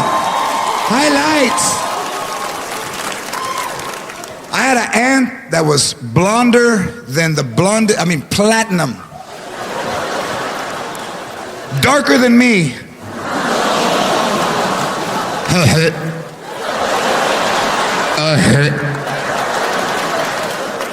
With platinum and black eyebrows. But in her mind, she was fine. When she was young, she was fine, but then she got older, she got fat. She was little already, but she was like 5'2", 240. With jean shorts. You know when the camel toe goes all the way from the front to the back?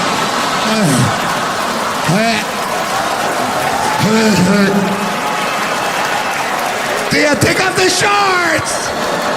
I'm little! You're just jealous. What's that? Why? Because you're jealous? What's that? Why? What's that? Huh? No, hombre. You're losing your appetite? What's that? And a halter top. You know when your chichis are smaller than your stomach? That don't look right, does it? Chichis. But she thought everybody was jealous of her. Tia, cover yourself. Why? Are you jealous? What's up? Look at how it shakes after I stop.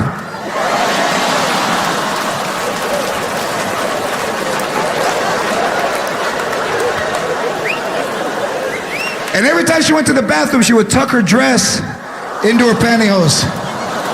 So now she's walking with all her nalgas hanging out her ass. That's my song. What's that?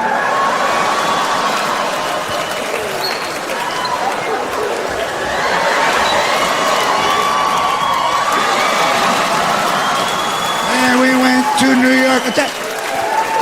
And the thong wouldn't even be in the crack. Thong.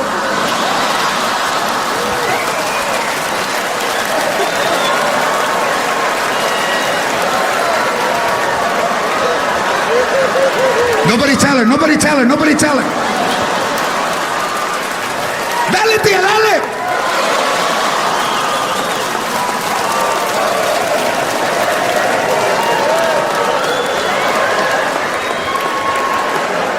And my grandmother would yell, Cochina, put that thong in the middle. No, mama, because it hurts. It feels like it's tearing me in half.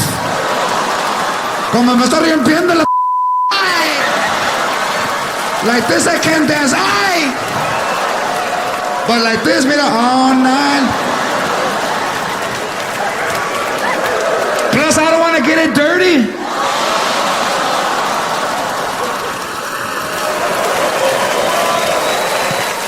My aunts were never sexual ladies. They didn't. First of all, they didn't look sexy. They were little. They were dark. You know, they wore slippers during the day. You know. You ever seen your aunt walk out of the slippers? She'd be.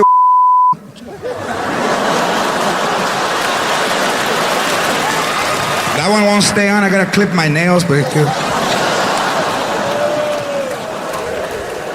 They all had a lot of kids, and you couldn't understand why, because they.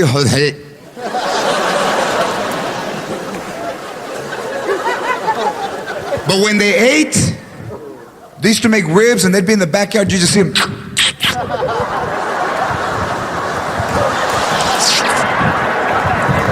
Put sauce. Put sauce.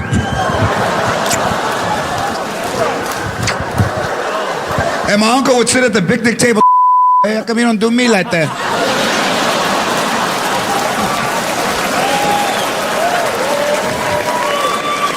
And my aunts wouldn't even miss a beat. You know why?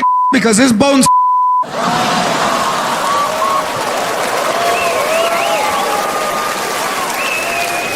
It's a totally different culture, and I don't give a how much money you make. You will always be who you are, and always be where you come from.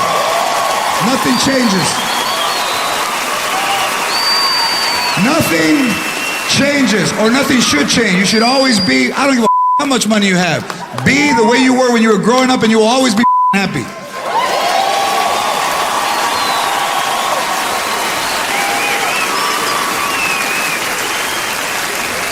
But you know, in the old days, in the 70s, there were like 9 Mexicans. There wasn't as many as there was now. There wasn't a phone book in Spanish. You know, there was like Channel 34, Alambre. You would speak Spanish and the people, ¿sabes qué? Que está caliente. Oh my God, what's going on over there? Hey, you're not an Ensenada.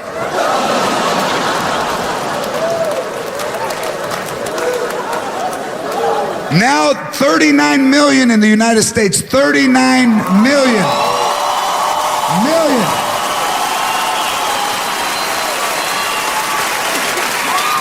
And that can't be an exact figure, because when you knock on our door, we never open it. If you knock, we hide.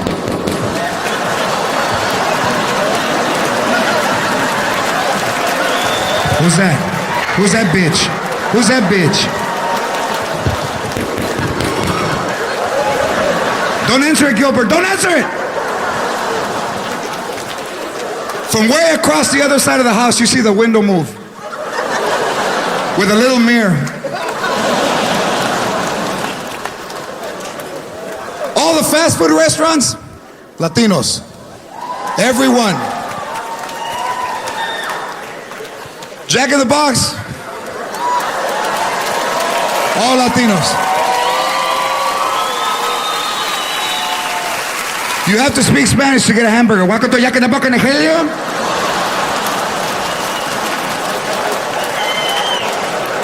I'm sorry? Welcome to Jack in the Box in Helio.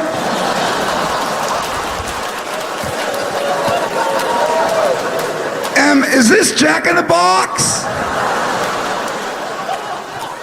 Que en Helio. You want something?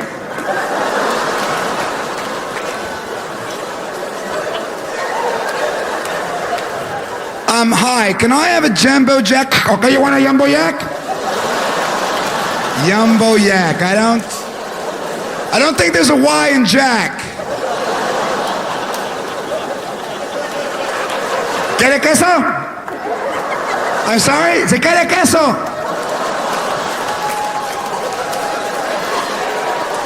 I say, do you want a cheese?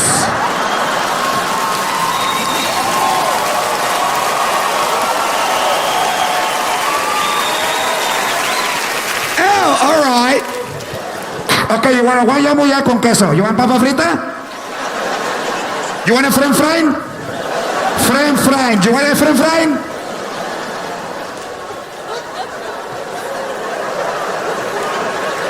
My friends are fine, thanks.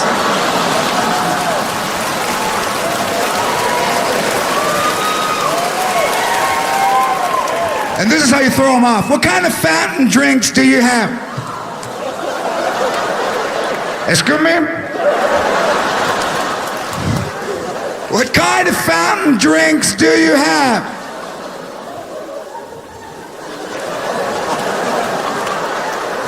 One minute, please.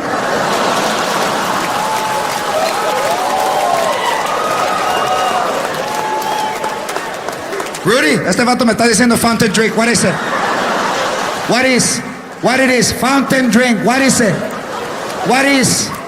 What it is? What is? No, what is? What it is? ¿Es soda? ¿Es soda?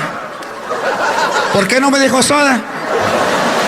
He told me fountain drink like I'm a stupid. Why you not say soda, stupid? Son of a bitch! We got a soda, stupid!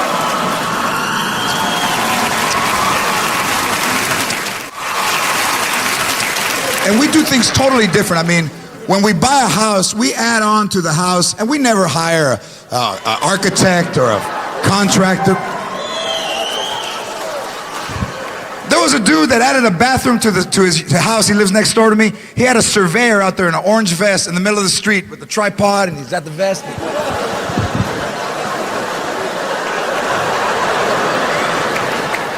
Jeremy, do you have 23.7 azimuth? Fantastic. My grandfather added a bathroom to the house I grew up in. He just went out there with his boxers out. ¿Dónde? Tell me where. Tell me where, because the man's on his way. Tell me where. Well, go put a bra on and come out and tell me. He would close one eye until he saw his nephew. Dale. Mas. Right there. Right there. Stand right there. Mark it.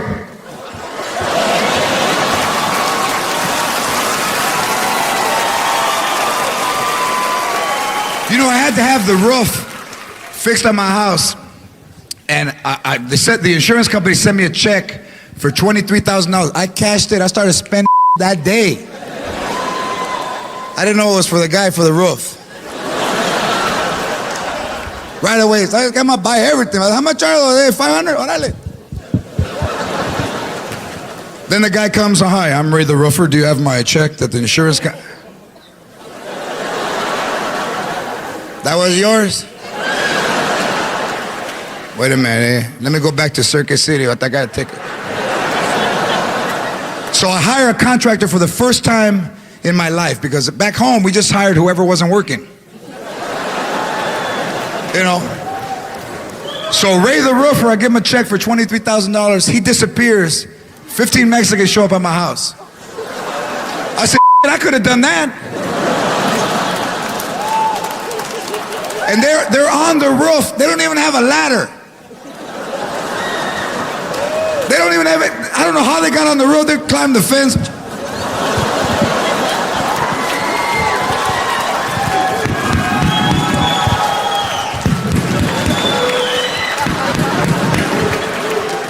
So they're all tied together with one rope. And you can hear them on top. No me pushes, way. So they're on the roof, and it's about 110 degrees. So I go get them water. I said, you know what? I can't leave my people out there saying, the water hose doesn't reach. I said, I better get them. So I go to Costco. I bring them Arrowhead, Pacale Sport Paddle, pull the top. So I go home. Nobody's on the roof, but the ropes are hanging. I said, oh. They fell off. Now I'm going to go in the backyard. They're going to be todo tirado. Señora, call 911. So I go to the backyard. Nobody. But I hear music. With the bad bass speaker. Boom, boom, boom, boom. And then I hear, and then you hear the song over. Dun, dun. Nobody in the backyard. I go, all 15 dudes are in their calzones and they're swimming in my pool. Drinking Bud Light. So I'm standing in the doorway and the guy goes, hey, jump in, the man's not home.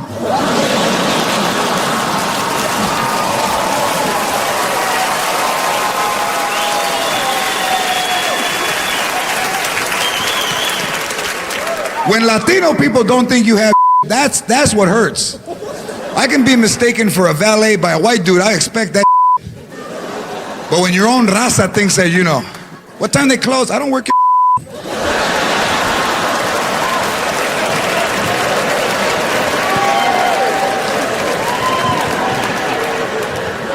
But now with the show, people recognize where I go, and they're very nice, you know. Oh my God. Oh my God, you're G-Lo. Oh my God. Oh my God.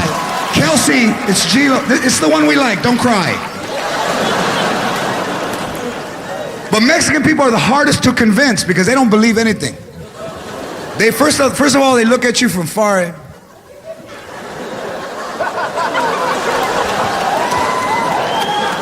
Is that him, man? What's up? I thought you said he was fat, eh? If that's him, he's been hitting the pipa. He looks emancipated. ¿Cómo se dice, eh? That vato looks all emancipated, eh? So then they walk sideways. You ever seen cholos walk sideways? What's that? Like a crab and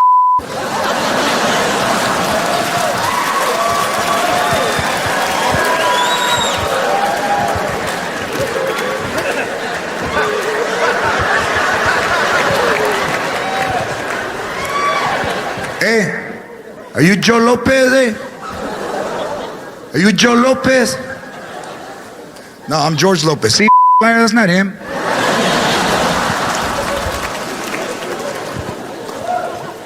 And black people just look. They don't even move.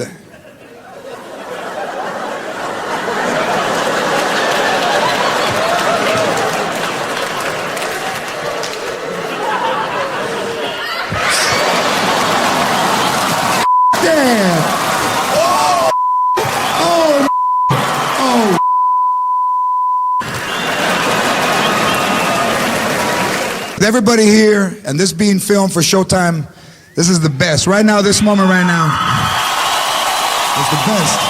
Right now.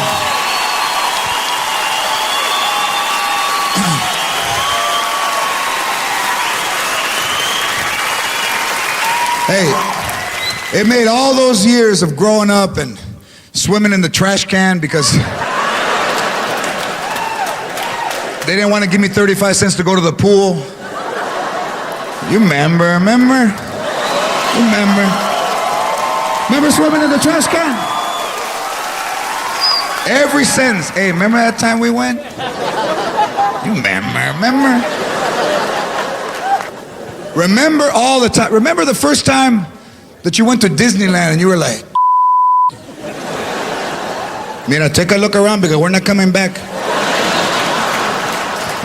You better remember all of the things, the mouse and the lady mouse and the goofy one that looks like your Tío Alberto. Look around. And you would have to lie about your age. Today you're 5. I'm 7, then don't go. Then why are you crying? Why are you crying? Then don't go. Mira, duck down. Pretend. Think 5. Mira, 5.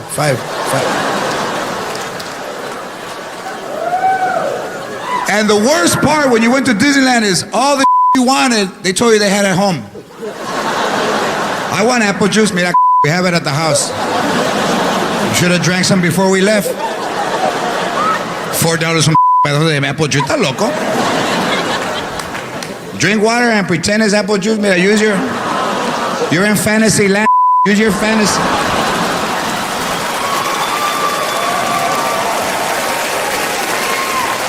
So I wanted the ears that they embroider your name, George. That's what I wanted. So I followed my grandmother all day waiting for the right time, you know. So then when we start to leave, she's walking, come on, mira, 10 o'clock, you're throwing us out. Grandma, what do you want? Can you buy me a souvenir? ¿A qué? A souvenir. You didn't save your ticket? That's a souvenir, mira, it has the time and the day. Why are you crying now? You lost it? What do you want? What hat? What hat? What hat? The hat with the ears and they put your name? The hat, do they have hats here? In Disneyland, I didn't see tinning hats. What? With the ears that come, mira, I'm gonna tell you something right now. Your ears stick out more than hat. I'll get an eyebrow pencil and write Jorge. Let's go. You're lucky we brought you. I want a souvenir. ¿Está loco? There'll be 9 kids and 1 churro. What kind of is that? Lick it and pass it. Lick it. Well, you then. Lick it and pass it. Take a bite and see what's gonna happen. Lick it and pass it. There's no sugar? Watch out. Lick it and pass it.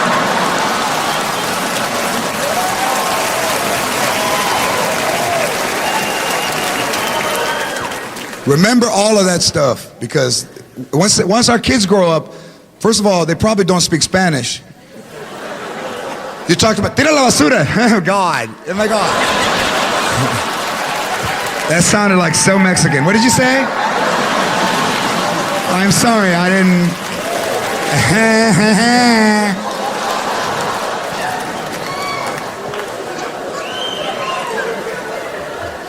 And you know what? Allow them to dream. That's the most important thing.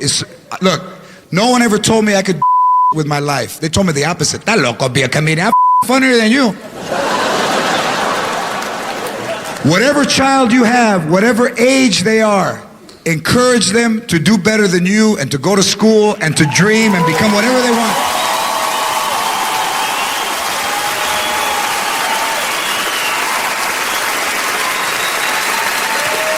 From the time I was 11 years old, the first time I saw Freddie Prinze, I wanted to be a comedian. 1973, the summer, July of 73. 31 years later, I got my own show on TV. Hey, dream and dream big, because there's been 3 Latinos in the history of TV who have ever led a show. One is Desi Arnaz, one is Freddie Prinze.